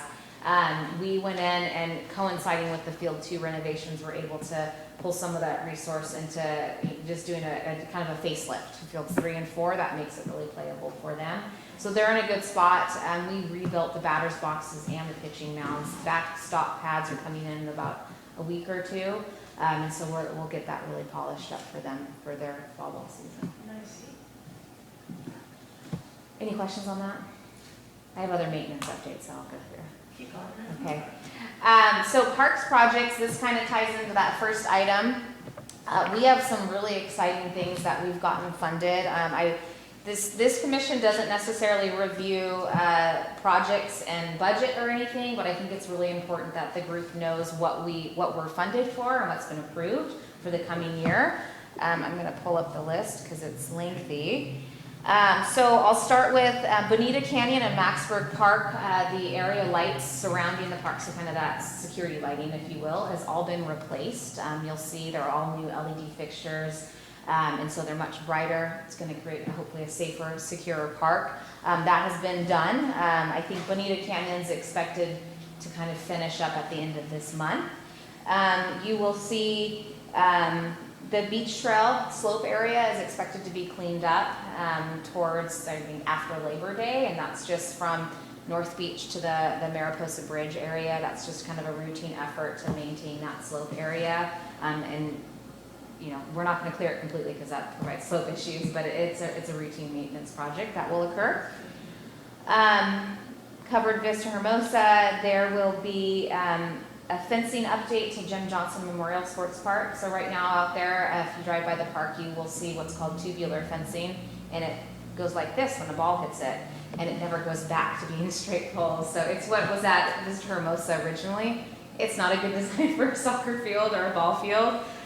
So it took us 10 years to get to Vista Hermosa's update. We're gonna learn our lesson earlier with Jim Johnson. You're gonna see a vinyl coated chain link fence that will go in. It'll be black. What I know chain link, it maybe sounds scary. It won't look bad. It's going to look exactly like Hermosa looks right now. So that'll be a good project. We will be, let's see, one of our CIP projects at Steed Park. We are updating all the field lighting at Steed Park. It's original lighting from when the park was built. It's a very antiquated system, and it's definitely creates a lot of off-spray in terms of light. And it's been an ongoing issue since really Talago was built, and the impact of that off-spray was not fully realized until people moved in and could see the lighting. So it's a major project. It's about $2 million because it's 4 fields, but it will be a state-of-the-art lighting system and will align with all of our other light systems at our parks through the Musco system. So right now you have to go in and push some buttons to try to get the lights on, and the wires are just kind of a mess. So that's a fantastic electrical upgrade project that is well overdue. Let's see, Liberty Soccer, you're probably aware we've repeatedly had some vandalism at Liberty Park. We have funding to address that, to hopefully deter vehicles from accessing the fields. That will not require any type of closure or anything of the park. Maintenance will just go in and strategically place some fencing to block vehicle access onto those fields. We will be replacing pool equipment at Vista Hermosa. We would be painting the Pier handrails. That's a big project. That's always a tough one. It was done 6 years ago, and the hope was that it could make us to 10 years. And there's just the marine environment is brutal on everything. So there'll be another effort to paint that. Verde Park tennis court fence replacement will happen. On Verde Park, we actually are just wrapping up the park monument sign replacement there as well. That park monument sign failed several years ago. Let's see, we also will be resurfacing the San Gregorio Park basketball courts. That will happen towards the end of November. That's a routine maintenance project. And we will also be resurfacing the Liberty and Tierra Grande Park sport court surfaces as well. Those are some of the maintenance projects. Now I'll move on to the CIP projects. We will be doing I covered the Steed Park lighting. We'll be redoing the base of Pier bike rack area. That's the area right over, as you get over the at-grade crossing, there's a packed house. That's where the RSVPs hang out and provide support for us. And behind that is the bike racks. They're not obvious. People don't know they're there. So one of the things we've seen a huge uptick in is e-bikes and bicycles, and with the prohibition of those on the beach trail, people need somewhere to park them. So we are working with Pier Pride to put together a really cool kind of an entry now for bike racks that will also house the packed house, and some important signage as it relates to marine safety, messaging on ocean safety and things like that. So that project is just kind of starting to roll out, but you probably won't see any work on it until the spring, February or March of next year. We're hoping to get some kind of bike racks with a little bit of character and maybe some ocean themed, something that will be a better eye appeal as you enter in that base of Pier area. We're also looking to address the asphalt access way to the dumpsters. As you know, you visited the Pier, you see a lot, those trash trucks go back and forth all day long. And our ocean and our sand is not forgiving on the trail, so we're looking to potentially solve some problems there as well.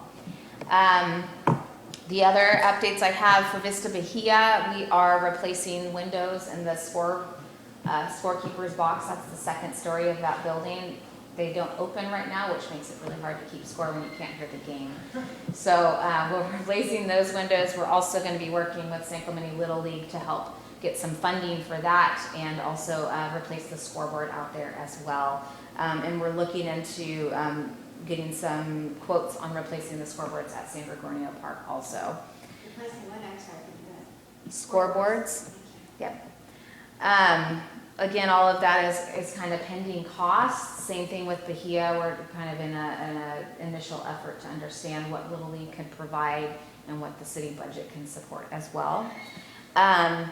And the last item I wanted to keep you updated on, we are redoing the shuffleboard court out here. This is a CIP project. So there's next to the parking lot out here, there's a walled-in area. If you peek over the wall, it looks like it's just a bunch of storage and old stuff. That is a former shuffleboard court. It existed there many. Yes. Yep. It housed the shuffleboard court for many years, and then shuffleboard kind of went by the wayside, and the game went away. So it was concrete was poured over it, and then there were offices that were actually built. No staff actually are out there anymore. It's just storage, but it's really prime real estate for storage. So we are working with the Historical Society to hopefully give them some storage space more in this area. And in doing so, we're going to clean up the space and hopefully make it a usable space for potentially rentals and kind of a nice outdoor venue in the downtown area. So that's our other project. And I think that covers it for my long list of things. Oh, that's a good list of positives. We have a comment from. Okay. Regarding AD&T Okay. for projects. Sounds like a lot of great things are happening. I'm just a little concerned because I haven't heard a lot about San Gregorio, which has been identified as the worst conditioned park in the city. There's been no mention about the playground. Our playground has exceeded its life expectancy, according to the maintenance department, by almost 10 years. I haven't heard anything about the replacement of it. I'm sorry. We approved the replacement 2 meetings ago. Yeah, it has to go to council for approval. Okay. Right? We made a recommendation for the replacement. Right, but it's my time when we have a conversation. I don't know, I'm asking. Anyway, I'll go on, and now you can use your discretion. I didn't hear anything about the Steve pickleball. And my understanding, correct me if I'm wrong, that Mr. Sun was instructed that the #1 priority over anything else is to get those pickleball courts built for pickleball players. I didn't hear anything about that. So maybe I missed it, I'm sorry if I did. And then, That will come under a site-specific plan. Correct. The next one. oh, well then you know what, I'll sit down. Okay. All right, why don't we go ahead and move into 8A3, site-specific master plan update. Okay, so I think this commission is mostly aware there was a project that initiated 5 site-specific master plan updates for 5 of our parks. Steep Park, San Gregorio, Linda Lane, Bonita Canyon, and San Luis Rey Park. The commission approved or recommended approval of those 5 plans in December of last year and recommended approval to council. Council coincidentally had some discussions based on feedback regarding pickleball and prioritized the development of Steep Park ahead of all other parks. And in doing so, we stopped where we were at with the site plan updates, and we have to do some environmental analysis. So we are in the process of going through that CEQA procedure specific to Steep Park. Council approved a contract of just over $50,000 to work with a consulting firm to execute the CEQA analysis and the filings.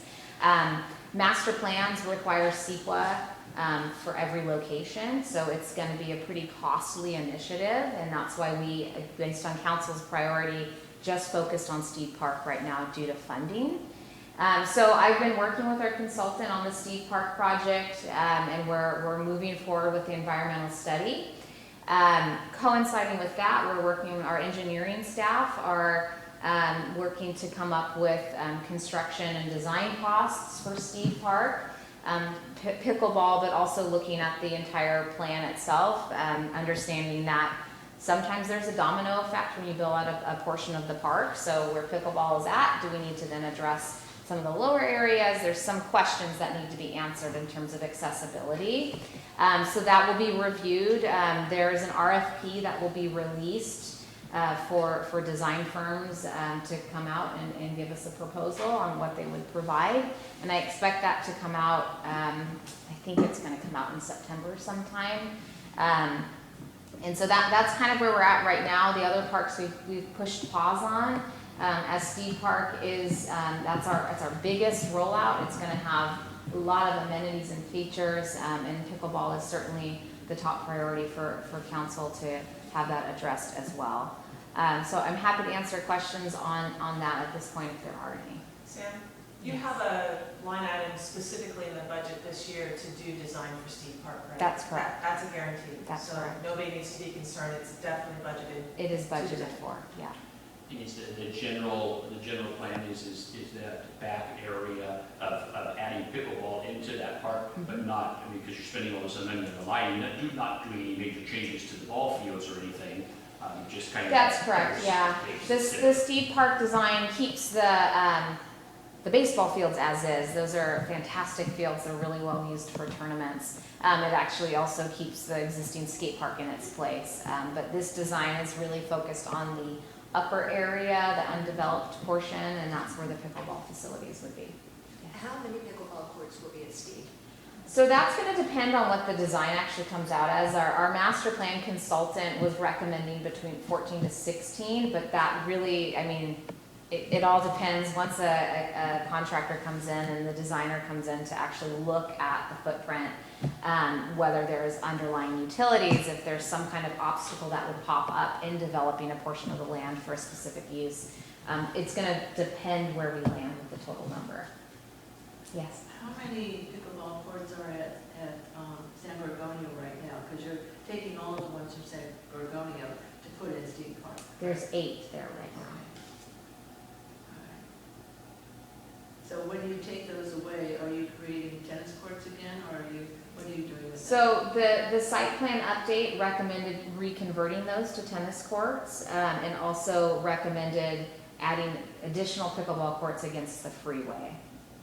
But again, that hasn't been approved by the city council. Can I ask one question that's not pickleball related about San Gorgonio? Sure. When I was up there, I sat down in the bleachers, and I'm hoping that one side, that the home team isn't sitting on the side where you can only see the catcher. You can't see the game because of the fence in front of it. You've got a covering, maybe it's a noise covering or a sunlight covering. It's a windscreen. A windscreen, but you can't see the game being played. So I wonder if you would like to go up there and see it and say, oh my gosh, we goofed up here. We either need to move the bleachers over here, like behind home. Yeah, I will. I'll look into that in the public works. Okay. I think we brought that up in. I think it was a part of your recommendations as well. Yeah, we were going to reposition the whole lot, the That's whole right. sitting area, right? Yeah, so you can't see the game, and so, yeah, well, thank you, so you'll take care of that. I'll see what I can do. Yes, you can do miracles. Thank you for that. That's all I have on site plans. So we have a comment from Ruth regarding 883. My heart is leaping with joy hearing about the progress at Steed Park. But my question is that the council specifically instructed Mr. Sun to get a minimum of 4 pickleball courts built. Not all the amenities, not the restrooms, not the lighting, not the social hub. The priority was, let's get a minimum of 4 courts.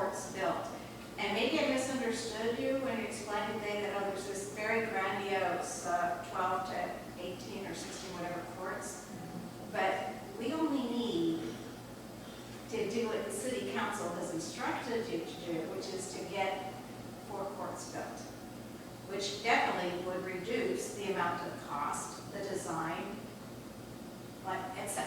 I don't know what else to say about that. And then the only other question I have is that I showed here, I think I might have mailed you or emailed you all this today, that the city council on March 1st specifically instructed Mr. Sun to bring this item back, the park master plan findings, to council in 2 months. That was May 1st. I've emailed many people, including Ms. Wiley, what's going on? What happened? I don't know. And if you're going to bring it to council, then I need to know, do they get to reapprove it? Or is it the fact that the prior commissioners approved the plan that they never were told about the pickleball court removal? I don't know the procedure, what's happening. But I do know that I don't know how any staff can ignore a council's directive. And that's what's happened. And there's a lot of people that have a lot of interest in what's going to happen to our neighborhood. And Terry, thank you for visiting the park. Ms. Wiley, thank you for sitting in the bleachers with me that we just talked about. I appreciate it. Anybody else would like to have a tour of the park? Obviously, you don't need to. I would be more than happy to meet you and show you the problems, including the approved skate park. Via San Gorgonio has a 14% slope. We already have 1 fatality coming down Palo Vista Trio, which is 12. Skateboarders on steep streets, which is the only way to get to the park, should not be having skateboards come on it. And that's what's going to happen if you continue with the skateboard park in a park that only accesses 14% grade. There's no brakes on those guys. Thank you. If it's okay, Carrie, I have a couple more items that weren't on the agenda I just want to apprise the commission of. One of those being regarding Maxburg Park. I know that there's been a lot of concerns and some recent incidences from a public safety standpoint. I do want to make sure the commission knows OCSD is absolutely aware of it. They are kind of a full court press on it and understanding the lay of the land out there. There is a gang injunction that's in place still. It's been there for a number of years. There's a lot of factors that are going to contribute to how we address the issue. But I want to make sure the commission knows that we're not sitting idly. We're looking at some options to increase safety, improve lines of sight through the park, potentially looking at camera options, and certainly adding the LED lights that were just installed. That makes the space a lot brighter. So I want to make sure this commission's aware of that. Also want to give you an update, and Sandy Koss mentioned it in terms of aquatics. We do have a cutback, and I mentioned that for the fall. It's twofold. We don't have enough staffing. We can't open until 4:30 now, and that's due to the state's change in laws regarding the start time of schools. The state now has a law in place that doesn't allow high schools to start until later in the morning, and they then don't get out until like 3:30, 4 o'clock, somewhere around there. So that has pushed everything back, unfortunately. And again, I mentioned it earlier, a majority of our staff are in high school, and so we can't capture them in the early morning or through the afternoon. Long course was brought back over the summer, but again, due to staffing, we don't have the ability to provide that this fall. We did offer the swim team the option to do it themselves, and long course is essentially to flip the course from 25 yards to 50 meter. You've got to have some folks in the water, folks on land. The swim team was afforded the option to do it themselves at their request, and they, at this point, have not taken up that opportunity for the fall. And then Let's see, my only last update is regarding the Steed Park concession operations. The council approved in-house operations of the concession stand about a year ago or so. It's been a long process for us in getting that facility up and running, but we're finally making progress, and I'm hoping to have some production food out towards September. We are going to have to close the park though for the lighting and improvement in November, so it won't be for the long term, but we're going to do some testing out there with our food production for concessions, and that is the end of my report. Any questions? I have a question about the bike trail, I'm sorry, the beach trail and the e-bikes. Okay. Are we policing that, writing citations? Yes, there's not dedicated enforcement, if that's what you're referencing. It is just not cost prohibitive, and we don't have the resources at this point to dedicate. We're limited staffing on several levels. OCSD even has kind of ongoing staffing issues that they kind of kick in sometimes. So we don't have dedicated staffing or get dedicated enforcement. They have been doing some targeted enforcement dates, and they have written citations. What we found is everybody knows they're not supposed to have their e-bikes. It's not a matter of not knowing, it's knowingly going forward on your e-bike. So Marine Safety does their best job at catching people and writing citations when they can, but again, their focus is on the water, and there's not always beach patrol or a ranger there to write a citation. I've noticed walking down there, I think there could be more opportunities for more signs than what there are. There just aren't very many. Okay, if you go right at the pier to go on, you notice it, but if you're coming over near T Street, there's nothing over there. I think there's more places that could be signs that might help. You're still not going to stop them, but at least... I'll tell you, there's 25 signs out there right now. There are 25? There's 25 dedicated e-bike signs, and then every access point also says the same, e-bikes are prohibited. Which goes to the point that signs typically get ignored. You're probably looking right past it, but we're doing our best to sign it. I wonder if they're being stolen, because I walk that walk from North Beach down, and sometimes all the way down to Riviera or Calabria, and I don't see 25. Maybe, you never know. Yeah.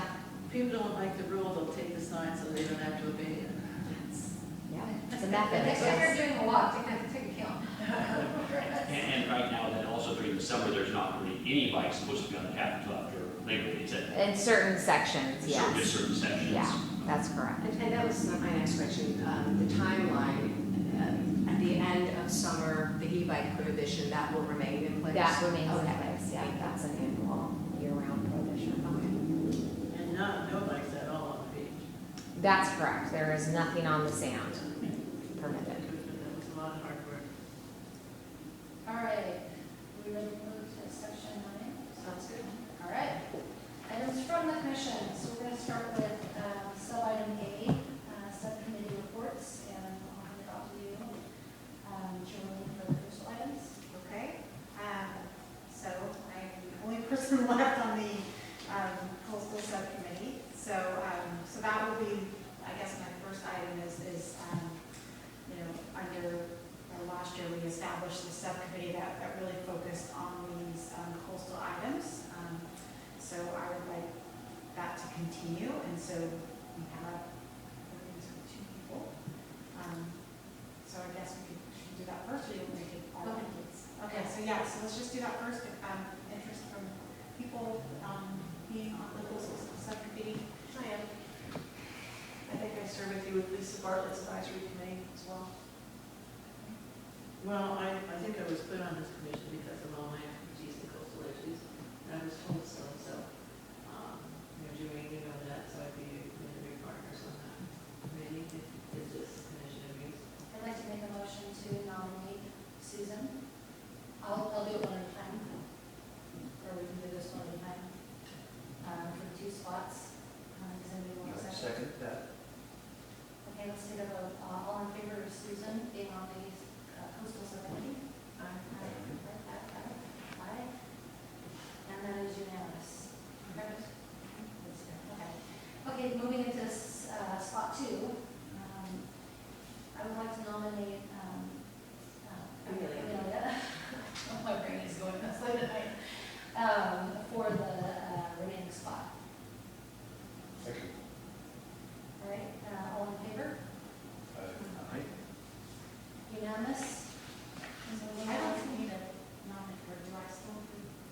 might, just for procedure, just to confirm everyone wants you on their stuff.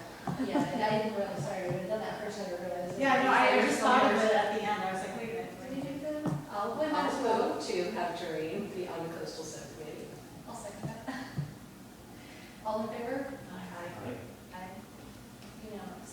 All right, so welcome, new subcommittee, that's exciting. And then the second thing I have is just a quick update about the meeting that Amelia and I went to. So this was in July 6th. It was hosted by Lisa Bartlett at the Orange County Sailing and Event Center, and it focused on the South Orange County Regional Coastal Resilience Strategic Plan. So this was a grant that the county had received from the state that is looking at bringing together all the stakeholders that are really interested in bringing sand back to our beaches and getting them together to discuss things like funding structure, how are we going to pay for this, what types of projects would we be interested in. And so they hired a consultant, and they're going to be putting together a plan, and that plan the draft will be finished this fall, and then it should be finalized in the spring. And so they went over with us, a lot of the things that they use to, deal with erosion, and we did a little bit of you were there, so of what I guess was more feasible. So we talked about that, and all of that will go into the plan.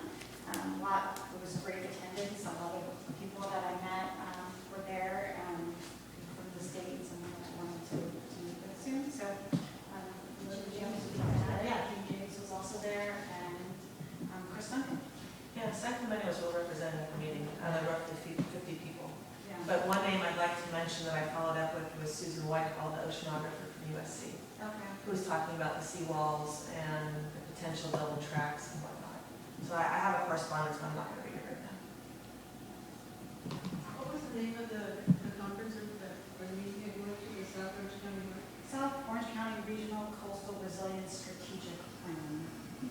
Regional Coastal Resilience Strategic Plan. Strategic. There's a third meeting of 5 planned. There's 2 more this calendar year, potentially. Oh, okay, well, you'll let us know then. Yeah, so they're planning, it's a structure around a projected sea level rise of 3.5 feet by 2050 is what they're using. And I can share with you if you want to look at the agenda. If you want to look at that. I don't like to share the agenda, can you email it? I can't email it because I have to scan in the document, but if you wanted to. Okay, could you leave it with Samantha and Ronnie, and we could? I can send it to you. And then my other update, so this was regarding that ocean fee. And so when I was at the meeting, I actually talked to Gene James and Chris Duncan, and we started talking about the clean ocean fee. And I had suggested, hey, what if we expanded this fee and included money in it for sort of this coastal resilience, just because we know we're going to need match money for grants, all these kinds of things. They both liked the idea, and then Gene suggested that, hey, why don't you as a commission, you guys talk about this and make a recommendation.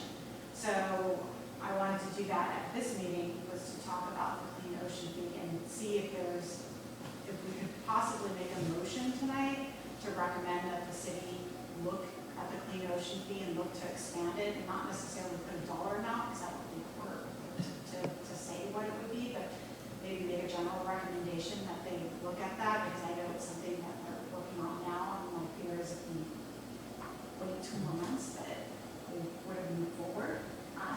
Yeah, and there has been a conversation to Eric's son to start looking at, appropriating else, that we don't need to come up with that. They're going to come up with that. It would be helpful to know what other cities who are involved in the clean ocean fee are spending or are asking for. I think, yeah, and I don't know how many cities have clean ocean fees, but cities fund coastal resiliency in many different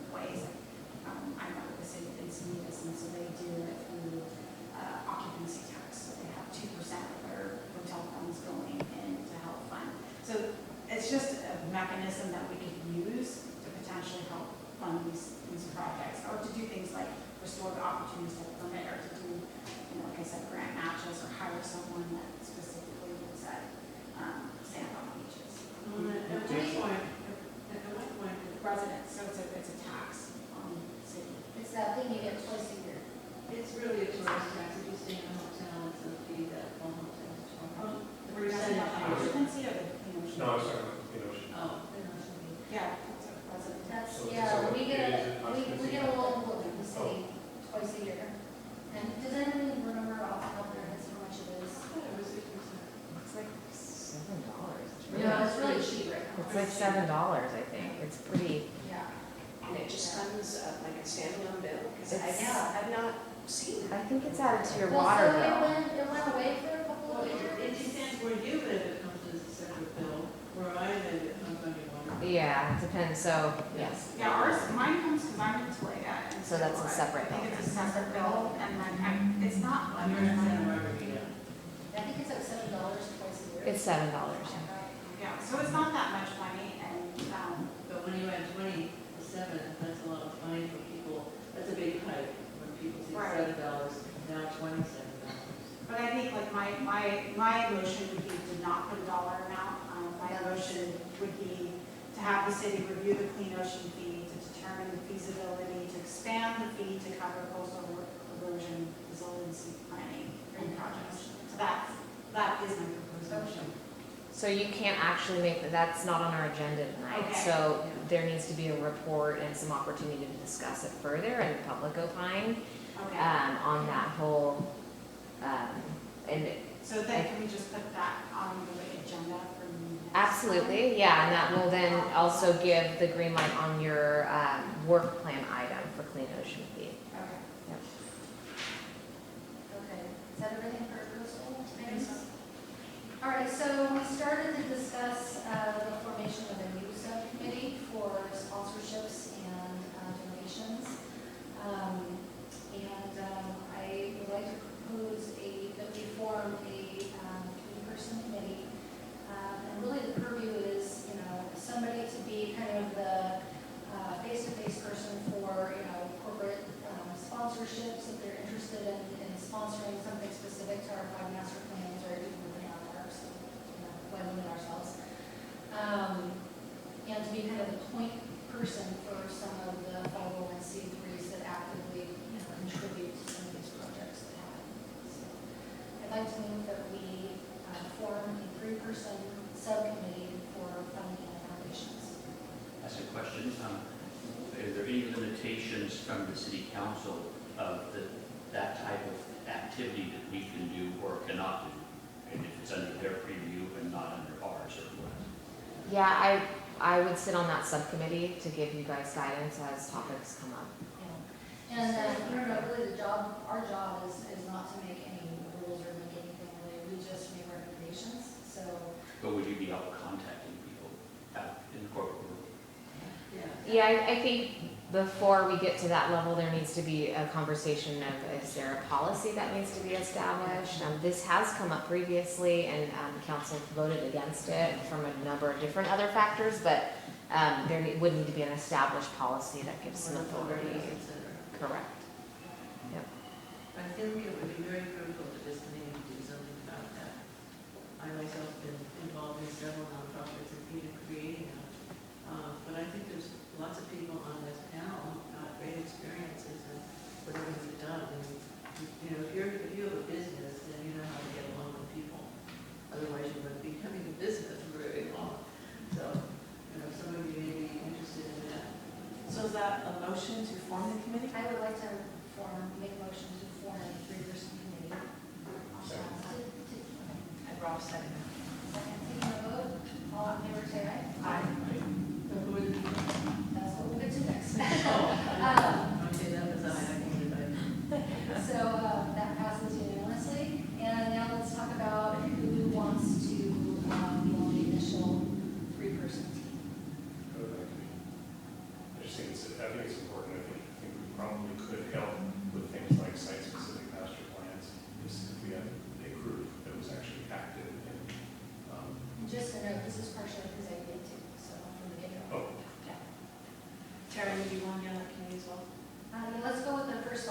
So, Well, that's all. I just think it's important to identify some people who are actually going to be active and in terms of trying to contact people. I absolutely agree, we have to get the council buy-in, that this is what we want to do, but I think it's important to identify the people who are going to be doing it. anybody want to make a motion for? I make a motion. I'll be on the committee. I'll second it. All in favor? Aye. Unanimously passes. Congratulations, Rob. I'm happy to be part of this committee too, but I also am interested in being a representative to Pier Pride. So I don't know if I need to choose. You can do more than Yeah, that. lots of things. You can do more than that. Trust me. Yeah, absolutely. Does anyone want to make a motion? I motion for Jennifer to be on the committee. I'll second the motion. All in favor? Aye. Aye. All against? I didn't see hands, all of them, so it passes unanimously that Jennifer is now part of the subcommittee. So we have Jennifer motion, is he put you in? Yeah, Rob and Jennifer. Yeah. I'll make a motion for Terry to be the third member of the subcommittee. Any seconds? Seconds? We're getting a little punchy here. All in favor? Aye. Passes unanimously.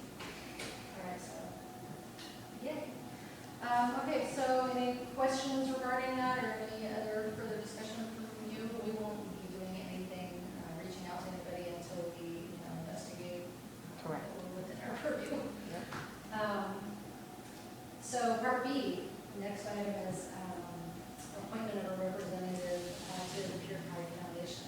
They have requested through Joreen to have a. So for context, just so the commission knows, Pier Pride has a partnership. It's a really unique partnership with the city that it's actually written into the agreement that they will have a dedicated person from the BPR Commission sit on their board as, I believe it's advisory. I am the staff liaison. Pier Pride's really the only organization that has that, a dedicated commissioner. We previously have had, out of happenstance, that a commissioner was also on the Friends Board, so we used to get updates from that, as well as Courtney Sandcastle, which is now a dissolved organization, but that's really the context of this. It's unusual for a nonprofit to make that ask without an agreement in place. Well, I was just thinking about Errol's experience with the Olympics, et cetera, and how he's interacted with so many different people in all of the sports things, and I know that Pier Pride wants to expand and do partnerships, and I thought, and as well as you, Jennifer, with your business, you have, and you're in the chamber as well, but you have that knack of drawing people to you, to get involved in these things. I would wonder if either of you, I know you expressed an interest, are you interested in? I guess we probably have an update. And we have 2 updates to provide between me and you. With Pier Pride. Yeah, I was asked by Jordan if I would be interested in this a few weeks ago. I met with the chairman and the representative from Pier Pride. I said, yes, I would be interested. And Pier Pride voted last night to put me on the board as the beach and parks and rec liaison. and we were kind of unaware that that needed to go. Yeah, that needs to go, this commission, that's actually not under the Pure Pride's authority. This commission has to appoint somebody. Now, that said, 2.2. yeah, that's not the Pure Pride's decision, that's the commission's decision as a whole body. That said, anybody could become a member of Pure Pride. You could elect on your own time. You just are not representing the commission at that time. I think they feel like they needed to accept that person who's. Yeah, so the way it sort of was, is someone from Pier Pride reached out to me and said, hey, we lost the person, and I said, hey, we're gonna be talking about it, but they said they needed it before the meeting. And then Rod had expressed interest, so he met with them. And so that's sort of how all of this kind of came about. And then this afternoon, I met with Don Brown, the president. They have a fundraiser on September 15th that I'm now organizing for them.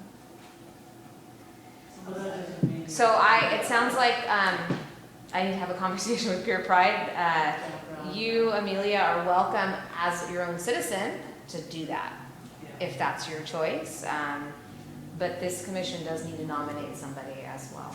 I'd like to nominate Rob for, Cece's already. Well, yeah, you already did, it would be silly to take that away from him. But we should be cautious in the future to not do that. Wait, that's a conversation you're going to have with your right. Yeah. Well, even with us. Yeah. Stuff happens, nobody was aware of it. It's okay, So, not a big deal. yeah. You can always call me. Second the motion Yeah. of Just Rob. second the motion. Okay, all in favor? Right? Passes unanimously. All right, so it looks like we have come to the end of our meeting. Can we get Wait a minute, what about item B, items from commissioners? I have a couple things. okay. I didn't see anything else on the agenda, so. What don't you have right here, B? Right after appointed representative, but items from commissioners, doesn't that mean we get to speak? Where are you, Susan? Right here. Yeah, you can speak on something, but we can't take any action, so this would be It's just that brief FYI. updates. I wanted to let everybody know, and particularly you, Samantha, about the whale tail grants. Okay? I think we mentioned those before. I'm not saying one's up now, but I just have a flyer from last year. This was always a very important grant that we could get, usually local somewhere in the city. There's got to be some project that would be a great thing for to occupy a park need. So if I see something, or can I give the flyer to you and you can circulate it Sure. to the body, and if you've got projects you know of, then you could just, bring it to us, etc. So that's one, we don't tell grants. And the other is, it's international, U.S. and coastal cleanup day on September 17th. And I am working for the city on T Street coastal cleanup day. I have T Street, which I had for a couple of years now, and I get great volunteers to come down and help me. And but there's going to be a big one at the Pier, which there always is as well. Dana will Macintosh of the city, she handles all this trash, will be the captain of that, and I will be the captain at T Street. So if any of you want to join in and help in any way to get the word out, I have people, usually, sometimes I do it myself with a partner. We go down Del Mar and some of the major streets and put posters in their windows, and they love it. Most of them I've only been turned down twice, because it was a little store with just little windows left. But I'm just saying there's opportunities for that. There's also opportunities to put posters, to take posters to schools, so that teachers can put posters in their room or big one in their school lot, the entrance. Because parents love to do these things, little neighborhoods love to do these things. I will get more information. I put a call into our manager, our state manager. Yesterday I got a call back, but not enough details to tell anybody about it yet, other than the Do you have a speech date that I'm for it? doing now. Pardon Do me? you have a date for it yet? Yes, I said it was September 17th. It's always the third Saturday in September. Didn't help my noggin, that's how I remember. But at any rate, and to that effect, with the city, in our coastal advisory committee, put together a Sacramento beach cleanup manual. So we can put those out on our tables, and so people who participate, we get this question a lot, what if I want to do one of these by ourselves? Then we at their table, we'll give them one of these and they can do that. And Jermaine had a question of, one of the things about perhaps what happened to the watershed task force. Well, unfortunately, Mr. Bill Hart, who led up that task force, passed away, and all of his materials are now with the city. And the city's not sure yet was the formation, you can understand this, right? Samantha, with their need for filling some positions over there, that they're not going to move on this, the watershed task force right now. But I think next year would be a good time to ask. But I will, I talked to Dana just yesterday. I can ask her if she wants to have any representative from watershed task force at the table. I've always invited them to come to the table and do an hour or two shift if they wanted to. So, but at any rate, and if any of you want to volunteer sometime, doing anything, even sitting down or helping decorate, helping put it up, take it down, all of that stuff. Please send me an email to my city email, and I will contact you with the information, with the choices that you have, which will be many. There'll be ones that aren't hard and some that are hard. Some that are heavy lifting and some that are not. I also wanted to tell you, both Surf Rider Foundation and Heal the Bay did their cleanup and clean water assessments, and Southern California had very good grades. And Heal the Bay, you'll be surprised, Coaching and the Pier both got A grades for the last measurement. So I will bring that information in, or we can have, I was going to offer to put it on an agenda item so you can actually hear one of the specialists tell you how this all gets put together and how they make the charts and do the testing, and if this commission body would be interested in something like that. I can call Heal the Bay, that meets a certain model, and the county, who has come to our group before, when we were Coastal Advisory Committee, has come willingly too, because they provide that information to the city. They willingly come and give a presentation as well. So if you're interested, I'd be happy to make those calls. And, you know, you could compare and contrast what each has to offer. So it's interesting, you have this information. It's important for all of us to know about water bacteria, because we sit on the beaches, Park and Recreation Commission. Can we make a recommendation to agendize that on our next meeting? See if we can get somebody in. Yeah, we can bring somebody in. Susan, if you want to share that contact with myself so I can get them on the calendar and on our agenda. And Here. let me find out who that contact is now. I do believe that gentleman was retiring. Okay. So let me find out who's, and do you mean for both of them, for Heal the Bay? And because Heal the Bay does testing down here. Sure. So we might as well see both Yep. of them. Just And it might even be just a Zoom that they'll do. Can we do a Zoom in here? let me work that out. So just send me the contacts that you have, and I'll connect with them to see where we can Okay, get them. great. Thank you very much. Let's see, I think there might be one other. You know, right now I think I left it at home, and so I won't even bring it up. But my question to you, Samantha, is if things like this, I get these things all the time, you know, information about conferences that are going on or seminars that are key, pertinent to particularly coastal issues, some, rarely parks, but now that I'm more known as I will be more known as sitting on the parks, but beaches, Parks and Recreation Commission, I'll be getting more of these kinds of things. But if I get these opportunities, oh, yes, I know what it was. It's a contest that the California Coastal Commission is sponsoring, again, for artwork and photography. And I don't have that information with you. So is there a system where I can send the information or forward the link to you that you could send it out to all the members? Yeah, go ahead and send me whatever information you want, and I typically, I'll have to review it and determine, you know, is it something that should go to the group, what's the best method, Okay. but send me any of those details and we'll talk through it. I thought it'd be better for you to be the conduit Sure. rather than me sending to all these people. Yes, that definitely needs to be the best practice. All right, great. So anything like that. And what about, are any of you interested in those conferences and things like that that go on? Would you like to know about them if they're coastal related? Again, why don't you send them to me, but that really is something you could probably focus on the coastal subcommittee with, is those opportunities. That's the point of the coastal subcommittee, Okay. to dig into those. Well, I know that just sometimes people who aren't necessarily on the coastal committee, it doesn't mean they're not interested in coastal issues. Sure. But that's why I like. Yeah, we just have to be cognizant of how many We need to people, move back so. to order of the agenda. Well, that was my last, I'm still on the agenda, items from commissioners, so that was my last Okay. question. Thank you very much.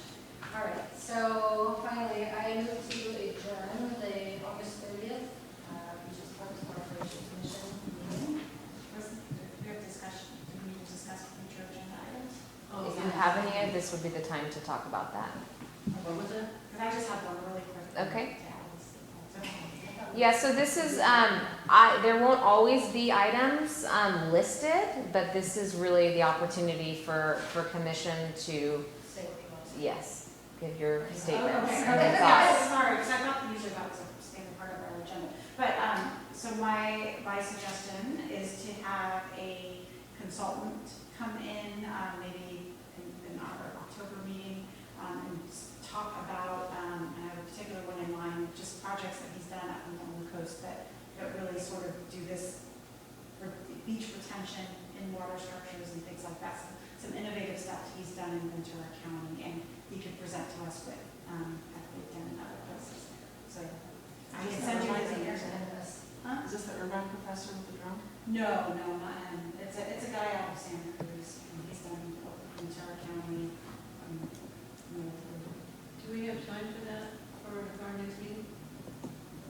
I'm not sure. I'd have to kind of see what comes up, but if the commission, I wouldn't commit to a specific date. If that's an item you want, then let's work that out in our agenda meetings. Yeah, I think that's a future. Yeah, I mean, I asked him, he said he'd be happy to. I mean, he just needs a, at least a decent heads up, so he knows what to put together and how long. I think But that I can imagine it being done, like, we're going to get it old. It's not like something that's super expensive. Well, I guess we're just jockeying for position. I'm just thinking that the bacteria information is more relevant and current than what you're suggesting, but I totally support what you're suggesting. I would say this one's more time sensitive though. So I would say that you have two items that you want as presentations. If we can get a recommendation from the commission that yes, it's a thumbs up, we want to hear about those two items, leave that to the chair and the chair pro tem and I to set the agenda. That's the best path forward. If it works for me. We need a motion to do it. No. Everybody saying yes.